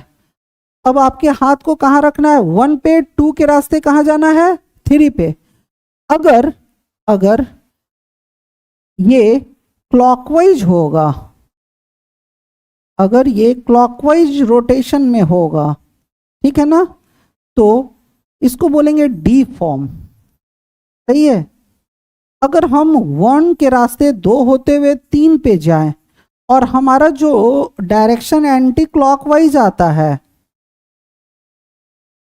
हमारा डायरेक्शन एंटी क्लॉकवाइज रोटेशन को फॉलो करता है, तो ये एल फॉर्म होगा। सही है। अब इसका क्या मतलब है, जैसे हमारा प्रायोरिटी सेट हो गया है, अब हम अपने हाथ को कहाँ रखेंगे, 1 पे, और 1 के बाद कहाँ जाना है, 2 पे, ऐसे, ठीक है ना। दो के रास्ते हमको कहाँ जाना है, 3 पे। जैसे बीच में 4 आ गया तो हमको उससे लेना देना नहीं है। 1 से निकले 2 होते हुए कहाँ आकर रुक जाना है, 3 पे, और यहाँ पे इस तरह से एरो दे देना है। 1 से निकले 2 के रास्ते कहाँ आकर रुक जाना है, 3 पे। बस हो गया। अब ये चेक करो, ये डायरेक्शन कौन सा है, कौन सा रोटेशन है, एंटी क्लॉकवाइज। अगर इस तरह से घूमता तो क्लॉकवाइज, और इस तरह से घूमा तो एंटी क्लॉकवाइज। सही है। तो ये रोटेशन कैसा होगा, एंटी क्लॉकवाइज। मतलब ये कंपाउंड किस तरह का फॉर्म रखता है, एल फॉर्म। डी का मतलब डेक्स्ट्रो रोटेटरी क्लॉकवाइज, एल का मतलब लीवो रोटेटरी एंटी क्लॉकवाइज। ठीक है ना, सबको समझ में आ गया, बहुत इजी है। अगर आज के बाद कोई कायरल कार्बन हो, फ्लाइंग वेज में हो, मतलब जिसमें कायरल कार्बन एक से ज्यादा प्लेन रखता हो, तो सबसे पहले आपको सबकी प्रायोरिटी लिखनी है। अपने हाथ को एक के रास्ते 2 होते हुए 3 पे ले जाना है। अगर ये क्लॉकवाइज है तो डी फॉर्म, अगर ये एंटी क्लॉकवाइज है तो एल फॉर्म। सही है, बहुत इजी है, लिखो। डी का मतलब डेक्स्ट्रो रोटेटरी, एल का मतलब लीवो रोटेटरी।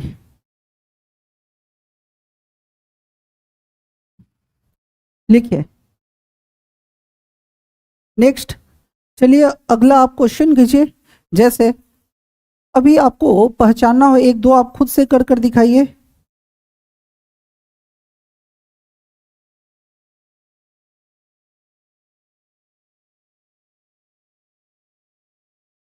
इसका रोटेशन चेक कर कर बताओ।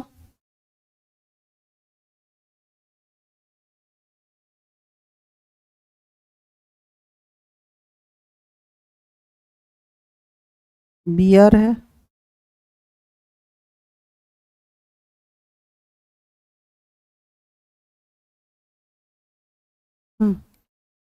एक इसका चेक करिए।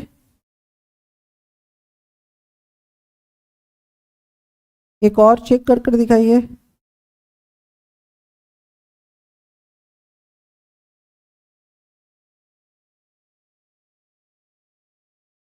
ओ एच है,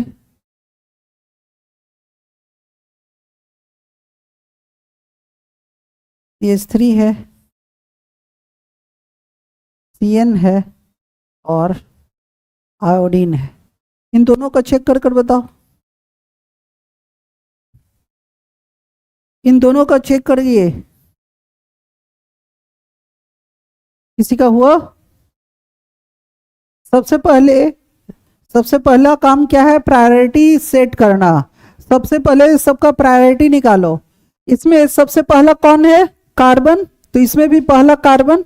लेकिन यहाँ पे ब्रोमीन है, तो ब्रोमीन का तो सबसे ज्यादा होगा, 35 एटॉमिक नंबर होता है। तो इन सब में सबसे ज्यादा प्रायोरिटी किसका होगा, ब्रोमीन का, क्योंकि इसका एटॉमिक नंबर 35 है। तो सबसे ज्यादा प्रायोरिटी में कौन आ गया, ये। अब यहां पहला कौन है, नाइट्रोजन, तो नाइट्रोजन का एटॉमिक नंबर क्या होता है, 7। और इन दोनों का पहला कौन है, कार्बन, तो इन लोग का तो 6 ही होगा, तो दूसरे नंबर पे कौन आएगा, नाइट्रोजन। अब इन दोनों में, इसमें भी पहला कार्बन तो इसमें भी पहला कार्बन, तो डिसाइड नहीं हुआ, तो हम दूसरे पे जाएंगे। इसमें दूसरा कौन है, ऑक्सीजन, ऑक्सीजन का एटॉमिक नंबर 8, इसमें दूसरा कौन है, कार्बन, इसलिए ये 3 पे जाएगा और ये 4 पे। हो गया।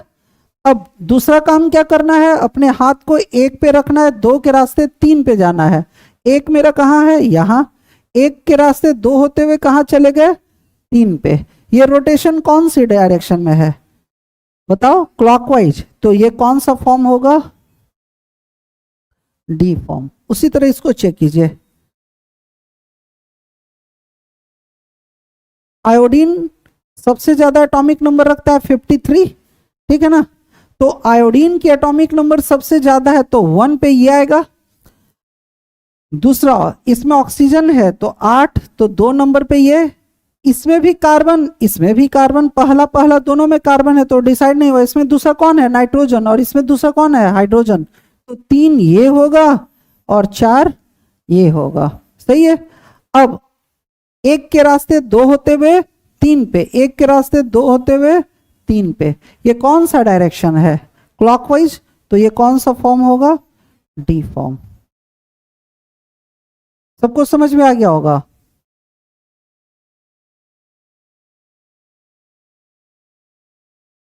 ओ दीजिए,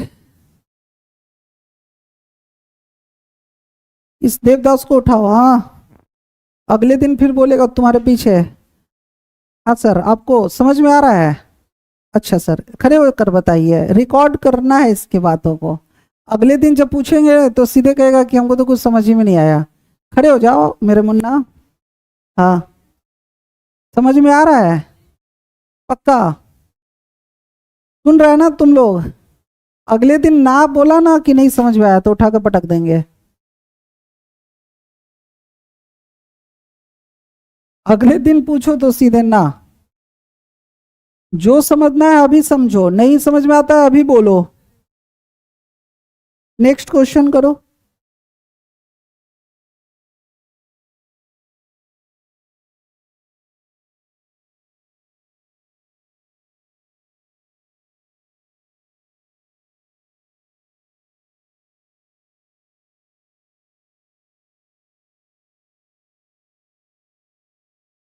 आपको कैसे समझना है कि कोई कंपाउंड फ्लाइंग वेज में है? जब एक से ज्यादा क्या हो, प्लेन का इस्तेमाल किया गया हो, इस तरह के वेजेस का इस्तेमाल हो, तो आप समझ जाइएगा ये फ्लाइंग वेज रिप्रेजेंटेशन है। CH3 Br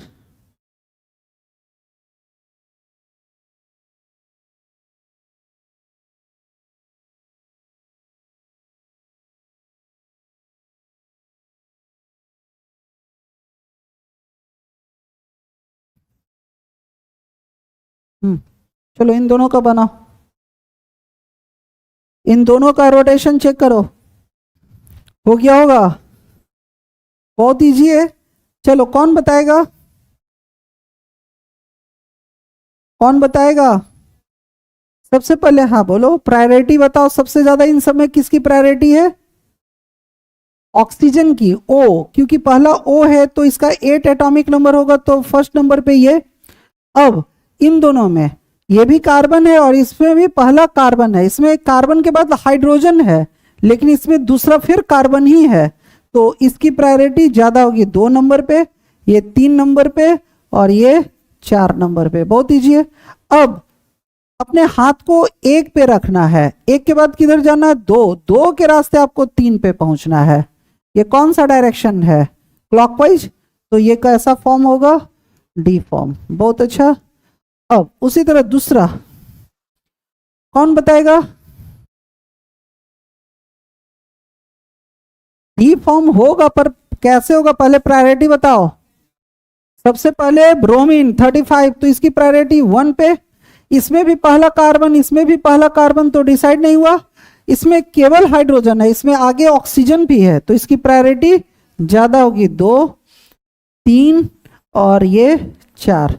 अब अपने हाथ को 1 के रास्ते 2 होते हुए 3 पे पहुंच जाना है। ये क्लॉकवाइज है, इसलिए भी कैसा होगा? D form. सही है। उम्मीद है सबको समझ में आया होगा। ठीक है, तो अब हम पहले इसके दूसरे प्रोजेक्शन को बताते हैं, फिशर प्रोजेक्शन को, फिर मिक्स क्वेश्चन डालेंगे। अच्छा ना? किसी को लिखना है क्या? हो गया सबका? चलिए अब नेक्स्ट आते हैं फिशर प्रोजेक्शन। सबसे पहले हम लोग प्रोजेक्शन को सीखते हैं, उसके बाद और प्रॉब्लम करेंगे। नेक्स्ट है Fischer projection. Fischer projection. Fischer projection क्या होता है?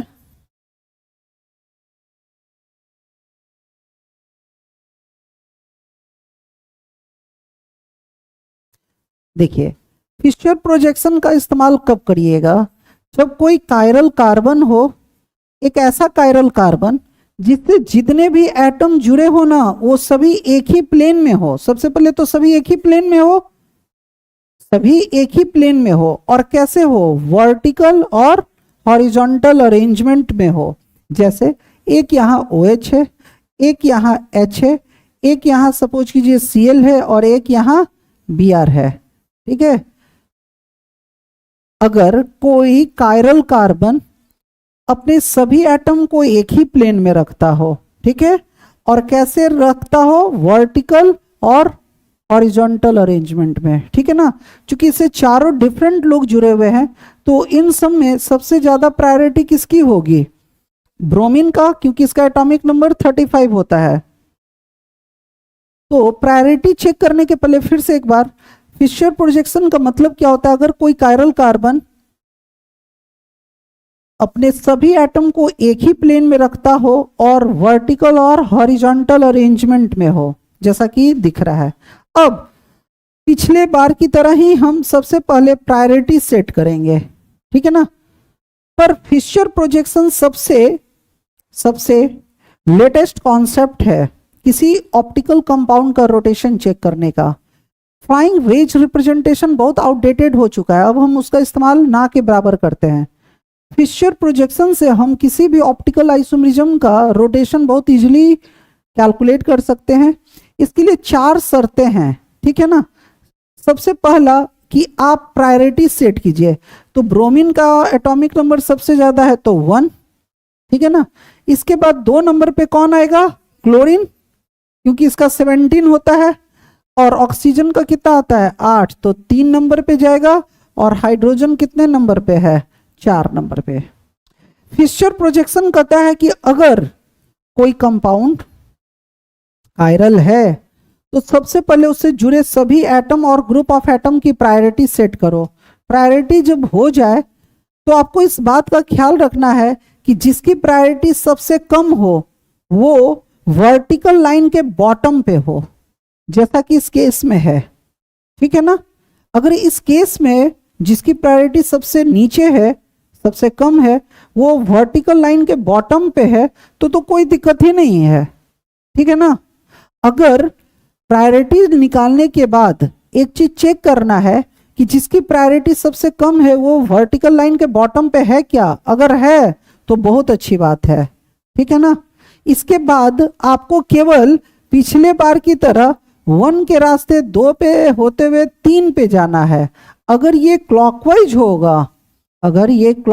होगा तो आर कॉन्फ़िगरेशन बोलते हैं, RCONF लिखेंगे, अच्छा ना। पूरा नाम कॉन्फ़िगरेशन होता है पर सब जगह CONF लिखा रहेगा, अच्छा ना। अगर 1 के रास्ते 2 होते हुए 3 पे जाएं और ये एंटी क्लॉकवाइज हो तो आपको क्या करना है, ये S फॉर्म कहेंगे, S कॉन्फ़िगरेशन, ठीक है ना। R और S यूज करते हैं यहाँ पे, ठीक है ना। पिछले वाले में D और L करते थे, इस बार R और S करेंगे। आपको ध्यान रखना है कि प्रायोरिटी के बाद जिसकी प्रायोरिटी सबसे कम है वो हमेशा वर्टिकल लाइन के बॉटम पे हो। अगर ऑलरेडी यहाँ पे है तो कोई दिक्कत ही नहीं है। अगर और कहीं होगा तो 3 ही जगह हो सकता है, या तो यहाँ, या तो यहाँ, या तो यहाँ। तो 4 केसेस है। अगर जिसकी प्रायोरिटी सबसे कम है वर्टिकल लाइन के बॉटम पे तो कोई दिक्कत ही नहीं है। अगर नहीं है तो हमको कोई जुगाड़ लगाकर इसको यहां लाना होगा, या तो सबसे कम प्रायोरिटी वाला यहां हो सकता है, या तो यहां, या तो यहां, ठीक है ना, या तो यहां रह सकता है जैसा कि है। अगर यहां पे है वर्टिकल लाइन के बॉटम पे तो कुछ नहीं करना है, अपने हाथ को 1 के रास्ते 2 होते हुए 3 पे ले जाना है, जैसा कि अभी ले गए। अब चेक करना ये कौन सा है रोटेशन, एंटी क्लॉकवाइज है ना, तो ये कौन सा कॉन्फ़िगरेशन होगा, S कॉन्फ़िगरेशन, ठीक है। केस 1 क्या कर रहा है, फिशर प्रोजेक्शन में 4 केसेस होते हैं। जिसकी प्रायोरिटी सबसे नीचे है, सबसे कम हो, वो वर्टिकल लाइन के क्या पे हो, बॉटम पे हो। लिखो case 1, if lowest priority will lies at bottom of vertical line। अगर जिसकी प्रायोरिटी सबसे कम हो वो वर्टिकल लाइन के बॉटम पे हो तो बस आपको करना क्या है, 1 2 3 सारा प्रायोरिटी दिया हुआ है, 1 के रास्ते 2 होते हुए, जैसे यहां से निकले 1 के बाद 4 आ रहा है, हमको उससे लेना देना नहीं है, 1 के बाद 4 को हम क्रॉस करते हुए पहले कहां पहुंचेंगे, 2, और 2 के बाद 3 पे। अगर ये एंटी क्लॉकवाइज है तो एस कॉन्फ़िगरेशन। अब केस 2 देखिए, केस 2 में क्या होता है,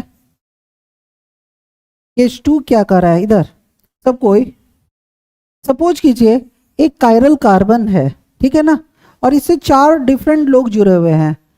सपोज एक H है, एक Br है, एक क्लोरीन है और एक आयोडीन है, ठीक है। 4 डिफरेंट लोग जुड़े हुए हैं, ये कायरल कार्बन है, तो ये पक्का है कि ये कंपाउंड रोटेशन में होगा। तो सबसे पहले हम इसकी प्रायोरिटी निकालेंगे। तो आयोडीन का 53 होता है, तो सबसे नंबर पे ये होगा। ब्रोमीन का 35 एटॉमिक नंबर होता है, तो 2 नंबर पे ये होगा। क्लोरीन 17 3rd नंबर पे ये, और हाइड्रोजन सबसे कम है 1, तो इसकी प्रायोरिटी कितनी होगी, 4। अब देखिए इस केस में क्या है कि जो सबसे लोएस्ट प्रायोरिटी वाला है वो कहाँ है, वर्टिकल लाइन के टॉप पे, और हमको हर सिचुएशन में कहाँ रखना है इसको, बॉटम पे। फिशर प्रोजेक्शन में बस इस बात का ध्यान रखते हैं ना रोटेशन निकालने के पहले, कि जिसकी प्रायोरिटी सबसे कम होगी उसको आपको एनी हाउ कहाँ लाना होगा, यहाँ पे वर्टिकल लाइन के बॉटम पे। अभी ये कहाँ है, वर्टिकल लाइन के टॉप पे। तो अब क्या करना है, इसके लिए एक इक्विवेलेंट स्ट्रक्चर क्रिएट करेंगे। इसका क्या मतलब है, इधर देखो। अब हम क्या करेंगे कि इसका एक इक्विवेलेंट स्ट्रक्चर क्रिएट करेंगे, मतलब एक जुगाड़ लगाएंगे। जुगाड़ लगाकर किसी भी तरह इसको यहां से कहां लाएंगे, यहां। तो स्वाभाविक है कि हमको 180 का रोटेशन करना होगा। ये ऊपर वाला जब 180 से रोटेशन करेंगे, जो ऊपर है वो नीचे आ जाएगा, जो दाएं है वो बाएं चला जाएगा, और जो बाएं है वो दाएं चला जाएगा। क्योंकि जब रोटेशन होगा 180 से, तो ये पलटेगा तो ये भी तो पलटेगा। तो अब क्या करना है, ऐसे जो ऊपर है उसको हम क्या लाए, नीचे, जो नीचे था उसको ऊपर, जो दाएं था उसको बाएं, और जो बाएं था उसको दाएं, ऐसे कर दिया। फिर से जिसकी जैसे जैसे प्रायोरिटी थी वैसे वैसे लिख दीजिए। इसकी प्रायोरिटी 1 थी, इसकी 2 थी, इसकी 3 थी, और इसकी 4, ठीक है। अब जैसा करते हैं, अपना हाथ को 1 के रास्ते 2 होते हुए किधर लाना है, 3 पे। ये कौन सा डायरेक्शन है, एंटी क्लॉकवाइज, तो ये फिर से कौन सा कॉन्फ़िगरेशन होगा, एस कॉन्फ़िगरेशन। फिर से एक बार, अगर कोई कायरल कार्बन 4 डिफरेंट लोगों से जुड़ा हो और लोएस्ट प्रायोरिटी वाला कहाँ हो, वर्टिकल लाइन के टॉप पे, तो आपको क्या करना है, सबसे पहले कोई जुगाड़ लगाकर इसको नीचे लाना है। इसके लिए क्या करना है, 180 डिग्री का क्या करना है, रोटेशन कर देना है। तो जो ऊपर होगा वो नीचे आ जाएगा, जो दाएं होगा वो बाएं, और बाएं दाएं। उसके बाद हम जुगाड़ के द्वारा कहा किए, प्रायोरिटी, जिसकी प्रायोरिटी कम था नीचे आ चुका है, बस अब रोटेशन चेक करेंगे। चलो अब आते हैं अपने केस 3 पे। केस 3 क्या है, जैसे सपोज कीजिए फिर से एक कायरल कार्बन है, एक कायरल कार्बन है, इधर एक तरफ CH3 है, एक तरफ सपोज कीजिए H है, एक तरफ OH है, और एक तरफ NH2 जुड़ा हुआ है, ठीक है। अब कोई बोला कि इसकी प्रायोरिटी निकालो या रोटेशन चेक करो, तो सबसे पहला काम है प्रायोरिटी निकालना। तो इन सब में सबसे ज्यादा प्रायोरिटी किसका होगा, ऑक्सीजन का, क्योंकि एटॉमिक नंबर 8 है तो 1, फिर नाइट्रोजन 7 तो 2, फिर कार्बन 6 तो 3 नंबर पे, और हाइड्रोजन 1 होता है इसका एटॉमिक नंबर, इसकी प्रायोरिटी कितनी हो जाएगी, चौथी प्रायोरिटी पे आएगा। इस बार हम देख रहे हैं, सबको पहले ध्यान से सुनो, इस बार देख रहे हैं कि जिसकी सबसे कम प्रायोरिटी है वो कहाँ है, हॉरिजॉन्टल लाइन के यहाँ पे, इस डायरेक्शन में। और हमको करना क्या है, रोटेशन चेक करने के पहले हमको जिसकी प्रायोरिटी सबसे कम है उसको कहाँ लाना होगा, यहाँ पे वर्टिकल लाइन के बॉटम पे। नियम कहता है कि रोटेशन चेक करने के पहले जिसकी प्रायोरिटी सबसे कम होगी उसको तुमको एनी हाउ कहाँ लाना है, वर्टिकल लाइन के बॉटम पे। अभी कहाँ है, अभी कहाँ है, ये जो हॉरिजॉन्टल लाइन है उसके ये कौन सा डायरेक्शन है, लेफ्ट पोजीशन पे, और हमको लाना है बॉटम पोजीशन पे वर्टिकल लाइन के। तो हमको कोई जुगाड़ लगाना होगा। तो देखिए जुगाड़ कैसे लगाते हैं। जैसे अभी ऊपर था तो 180 से रोटेशन कराए, लेकिन जब यहां पे होगा तो आपको क्या करना है, इसको यहां से यहां शिफ्ट करिएगा। अच्छा ना, इसको यहां से यहां शिफ्ट करेंगे, इसको यहां से यहां शिफ्ट कर देंगे, ठीक है ना। इसको यहां से लाकर यहां रखेंगे और इस ग्रुप ऑफ एटम को कहां ले जाएंगे, यहां, ठीक है। ये अपने पोजीशन से नहीं हटता है, ये जो वर्टिकल लाइन के टॉप पे है वो अपने पोजीशन पे रहेगा। तो इसको कहां लाकर रख देना है, इसके जगह पे, ठीक है ना। इस तरह का बदलाव करना है। अगर कायरल कार्बन लोएस्ट प्रायोरिटी वाले को हॉरिजॉन्टल लाइन के लेफ्ट साइड रखता है तो आपको इस तरह से शिफ्टिंग करना है। इसको यहां से उठाकर यहां, इसको उठाकर यहां, ये अपने जगह पे रहेगा तो इसको उठाकर कहां रख देना है, यहां, ठीक है ना। बच्चा मुआयना कर लिए क्लास का, तुम सब ठीक है। चलो इधर आओ।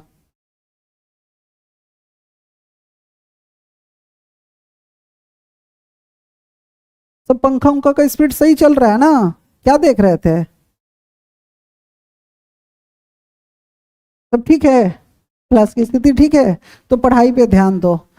अब इसका इक्विवेलेंट स्ट्रक्चर लिखेंगे कैसे, अभी बताया। हाइड्रोजन यहां से उठकर कहां चला आएगा, यहां, यहां NH2 कहां चला जाएगा, यहां, ये तो अपने जगह से हटेगा नहीं तो OH यहीं पे रह जाएगा, और CH3 यहां से उठकर कहां चला जाएगा, यहां, सही है। अब जैसे कि प्रायोरिटी सेट किए थे उसी तरह प्रायोरिटी लिख दो। ये 1 था, ये 2 था, ये 3 था और ये 4 है। अब एक के रास्ते 2 होते हुए कहां जाना है, 3 पे। ये कौन सा डायरेक्शन है, क्लॉकवाइज, तो कौन सा होगा, R कॉन्फ़िगरेशन। तो 4 केसेस है जिसमें 3 हो चुका। अगर ऑलरेडी लोएस्ट प्रायोरिटी वाला वर्टिकल लाइन के बॉटम पे हो तो कोई दिक्कत ही नहीं है, बस अपने हाथ को 1 के रास्ते 2 होते हुए 3 पे ले जाओ। अगर क्लॉकवाइज है तो R, एंटी क्लॉकवाइज है तो S।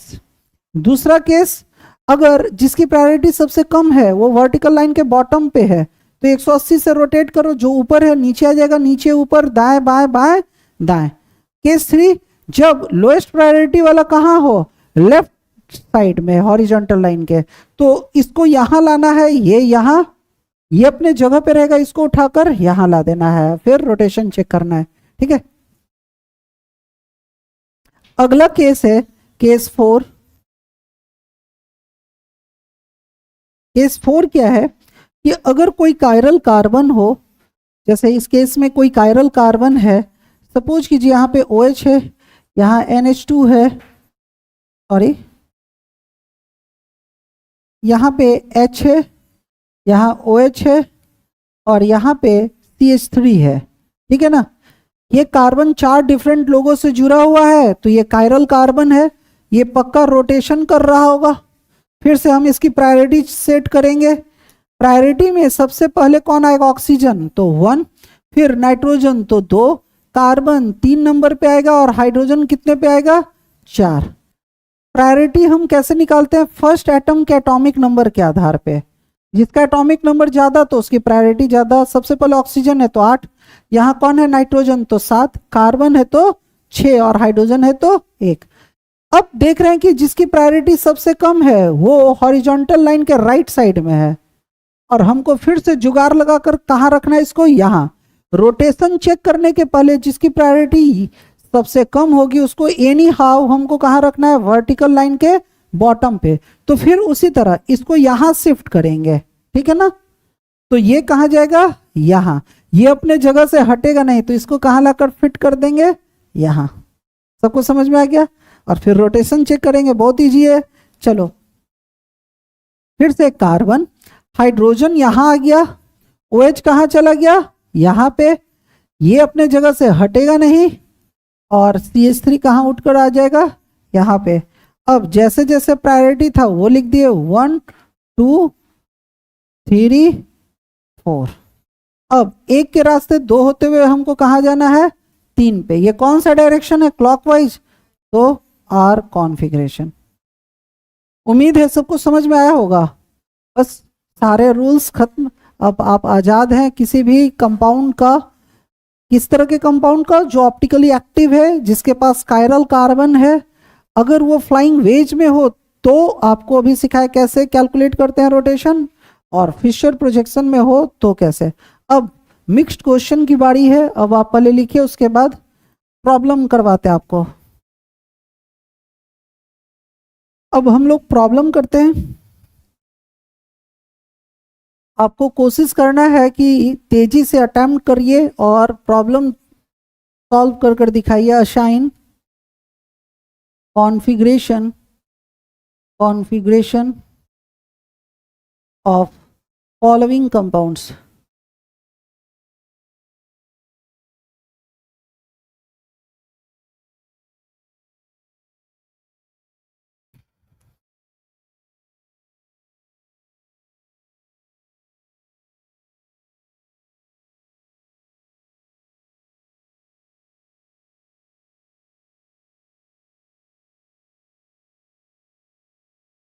हम्म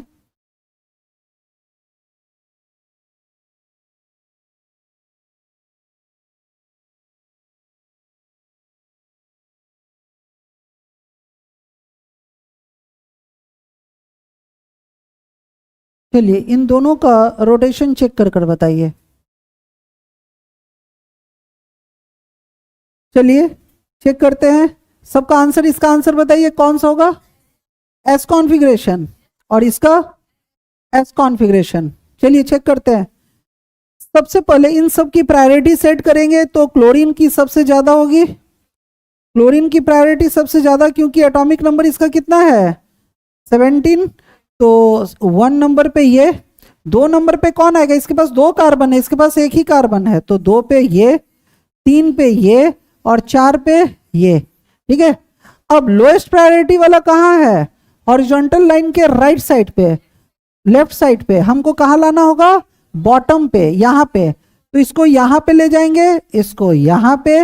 ये तो अपने जगह से हटेगा नहीं, तो इसको कहाँ लाना होगा? यहाँ पे। ठीक है, ऐसा कीजिए। अब सबको इस तरह से शिफ्ट करो। कार्बन, यहाँ पे कौन आ गया? हाइड्रोजन। यहाँ चला गया C2H5। यहाँ पे कौन आ गया? क्लोरीन। और यहाँ पे कौन आ गया? सॉरी, ये CH3 तो अपने जगह से नहीं हटेगा, तो CH3 यहीं पे रह जाएगा, और यहाँ पे कौन आ जाएगा? क्लोरीन। अब इनकी प्रायोरिटी सेट कर दो जैसे था। ये 1, ये 2, ये 3, और ये 4। ठीक है ना। अब अपने हाथ को एक के रास्ते 2 होते हुए कहाँ ले जाना है? 3 पे। ये कौन सा कॉन्फ़िगरेशन है? एस कॉन्फ़िगरेशन, एंटी क्लॉकवाइज है। बहुत अच्छा, सबका सही है। चलिए बहुत अच्छा। अब दूसरा, दूसरे को चेक करो। ये तो सबका हो गया। अब दूसरे को चेक करो। इसमें सबसे ज्यादा प्रायोरिटी किसका है? Br का 35। अब इसके पास 6 कार्बन है, इसके पास 2 ही कार्बन है, तो स्वाभाविक है कि इसकी प्रायोरिटी ज्यादा होगी, इसकी कम होगी, और सबसे कम इसका। इसमें भी जो लोएस्ट प्रायोरिटी है कहाँ पे है? हॉरिजॉन्टल साइड के लेफ्ट साइड में। तो फिर से इसको हम यहाँ लाएंगे, इसको यहाँ ले जाएंगे, और इसको यहाँ लाकर पटक देंगे। पटक दिए। चलिए, जो करो कॉन्फिडेंस से करो, अच्छा होगा। अब H को यहाँ लाए, C2H5 को यहाँ ले गए, Br अपने जगह से नहीं हटेगा, और C6H5 को कहाँ लाकर रख दिए? यहाँ। सबकी जैसे प्रायोरिटी थी वैसे रख दिए। 1, 2, 3, 4। अब एक के रास्ते 2 होते हुए कहाँ आ गए? 3 पे। फिर से एंटी क्लॉकवाइज डायरेक्शन है, तो एस कॉन्फ़िगरेशन। उम्मीद है सबको समझ में आया होगा। ठीक है, चलिए आगे।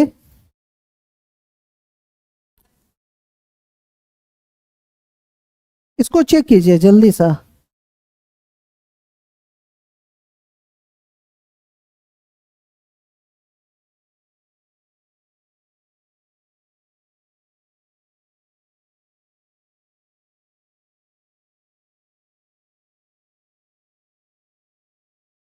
चलो चेक कर कर बताओ दोनों कंपाउंड का रोटेशन। उम्मीद है सबका हो गया होगा, बताइए इसका आंसर। एस कॉन्फ़िगरेशन, इसका दोनों का फिर से एस कॉन्फ़िगरेशन। सही है।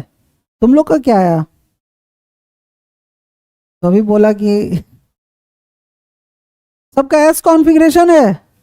चलो चेक करते हैं। सबसे पहले प्रायोरिटी चेक कीजिए। इन सब में सबसे ज्यादा प्रायोरिटी किसकी होगी? सॉरी गलत हो गया ये तो। सबसे ज्यादा आयोडीन का 53 होता है, फिर ब्रोमीन 35, क्लोरीन 17 और हाइड्रोजन 1। इन सब में सबसे कम प्रायोरिटी किसका होगा? हाइड्रोजन का। तो फिर से ये कहाँ आ जाएगा? इसको हम यहां लाएंगे। ये कहाँ चला जाएगा? यहाँ पे। और ये कहाँ जाएगा? यहाँ पे। फटाक सा रखिए और चेक कीजिए। बी आर यहाँ पे आ जाएगा, आयोडीन यहाँ आ जाएगा, एच यहाँ आ जाएगा और क्लोरीन यहाँ। जैसे प्रायोरिटी था वैसे रख दीजिए। 1 2 3 4। एक के रास्ते दो होते हुए आपको कहाँ जाना है? 3 पे। ये एंटी क्लॉकवाइज डायरेक्शन है, इसलिए एस कॉन्फ़िगरेशन। सबका सही है।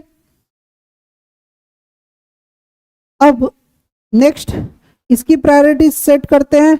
इन सब में सबसे ज्यादा प्रायोरिटी किसका होगा? ऑक्सीजन का। तो 1।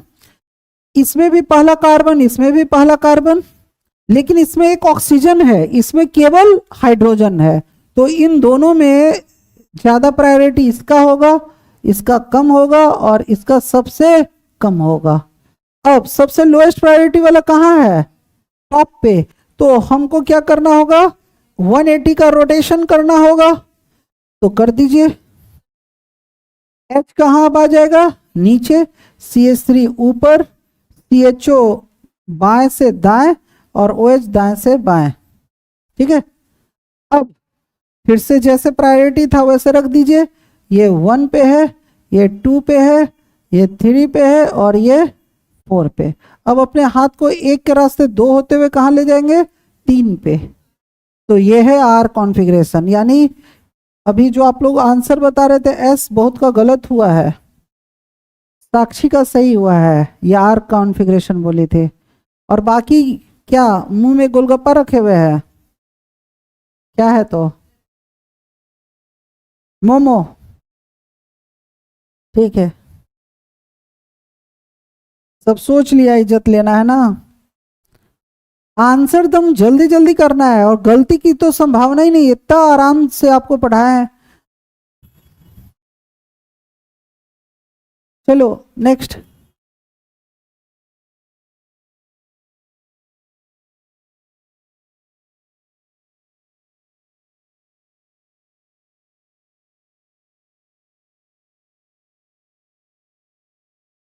चेक कीजिए इसकी प्रायोरिटी।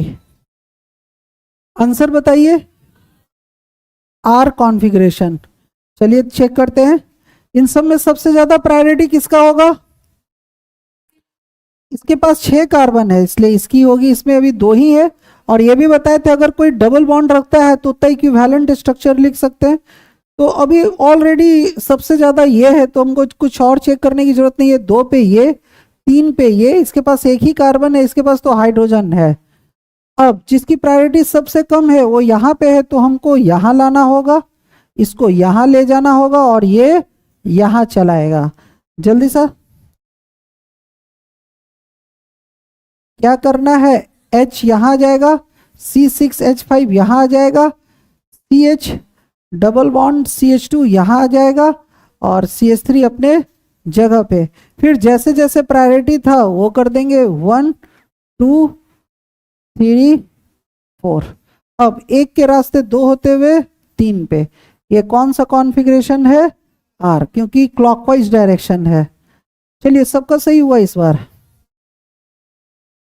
अगर किसी का गलत हो तो देखना कहाँ गलती हो रहा है, इसका चेक करो।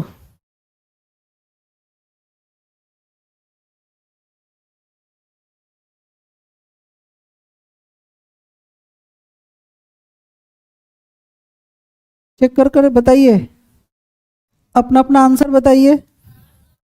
आर कॉन्फ़िगरेशन चेक करते हैं। सबसे ज्यादा इन सब में प्रायोरिटी किसका होगा बताओ? इन सब में सबसे ज्यादा प्रायोरिटी किसका होगा? CHO का, क्योंकि बाकी सबके पास कार्बन है ना, इसके पास ऑक्सीजन भी है, तो इसकी प्रायोरिटी सबसे ज्यादा 2 नंबर पे ये, क्योंकि इसके पास 2 कार्बन, इसके पास एक ही कार्बन है और इसके पास एक हाइड्रोजन है। तो हमको क्या करना होगा? 180 से रोटेशन करना होगा। लोएस्ट प्रायोरिटी वाला कहाँ है? वर्टिकल लाइन के टॉप पे। तो अब हम क्या करेंगे? H नीचे आ जाएगा, C2H5 ऊपर चला जाएगा, CHO इधर आ जाएगा और CH3 किधर आ जाएगा? इधर। ये 1 था, ये 2, ये 3 और ये 4। जो 1 पे है 2 के रास्ते कहाँ जाएगा? 3 पे। क्लॉकवाइज डायरेक्शन है इसलिए R कॉन्फ़िगरेशन। चलिए, सबको समझ में आया?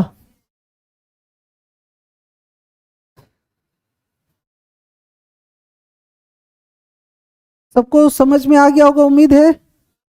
चलिए,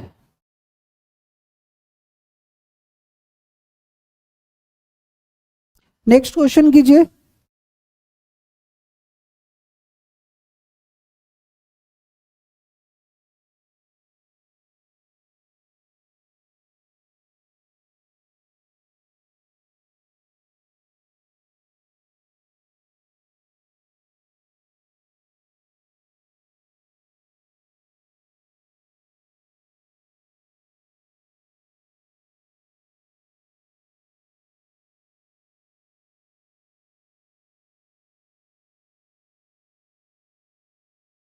ये लास्ट 2, आज के लिए लास्ट 2 है। अब तेजी से इनका रोटेशन चेक कीजिए।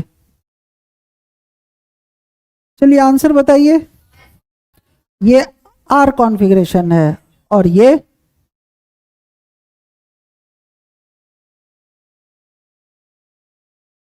दोनों एक साथ पहले करो, खुद से करो।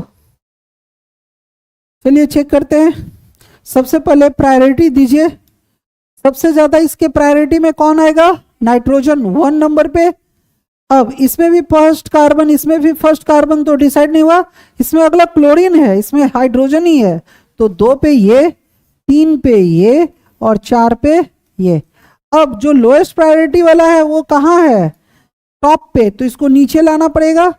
तो अब क्या करेंगे? H नीचे आ जाएगा तो CH3 ऊपर चला जाएगा, CH2Cl यहां आ जाएगा और NH2 यहां आ जाएगा। सबकी प्रायोरिटी जैसे थे वैसे लिख दीजिए, 1 2 3 4। अब 1 के रास्ते 2 होते हुए हमको कहाँ जाना है? 3 पे। ये कौन सा डायरेक्शन है? क्लॉकवाइज, सॉरी एंटी क्लॉकवाइज नहीं, क्लॉकवाइज है ये, सॉरी। तो ये R कॉन्फ़िगरेशन। सबका सही है? अब ये बताइए, सबसे पहला काम प्रायोरिटी चेक कीजिए। इन सब में सबसे ज्यादा प्रायोरिटी किसका है? ऑक्सीजन, तो 1। इसमें 2 कार्बन है तो 2, इसमें एक ही कार्बन है तो 3 और ये 4। अब इसको यहां लाएंगे, इसको यहां ले जाएंगे और इसको उठाकर यहां पटक देंगे। अब इसका इक्विवेलेंट स्ट्रक्चर लिखो। इसका इक्विवेलेंट स्ट्रक्चर लिखिए। कैसे? H यहां आ जाएगा, CH2 CH3 यहां आ जाएगा, CH3 अपने जगह पे रहेगा और OH यहां आ जाएगा। अब जैसे जैसे प्रायोरिटी था वो लिख दो, 1 2 3 और 4। अब आपको 1 के रास्ते 2 होते हुए 3 पे जाना है। ये कौन सा डायरेक्शन है? Anti clockwise, S configuration. सबका सही है? चलिए, बहुत अच्छा। उम्मीद है आज का क्लास सबको समझ में आया होगा। ठीक है, बहुत बहुत धन्यवाद। चलिए, आप सभी असाइनमेंट पे काम कीजिए। जितने असाइनमेंट दिया गया है वो ज़्यादा से ज़्यादा बनाने की कोशिश कीजिए। आज जो होमवर्क मिला था 10 क्वेश्चन का, आप सभी से उम्मीद है कि आप बनाए होंगे। और जो नहीं बनाया है, आज थोड़ा मेरे पास टाइम नहीं बच पाया था, अगले क्लास में 20 क्वेश्चन, 10 क्वेश्चन आज के क्लास के लिए और 10 क्वेश्चन पिछले, 20 क्वेश्चन आप अगले क्लास में दिखाएंगे। इस उम्मीद के साथ बहुत बहुत धन्यवाद।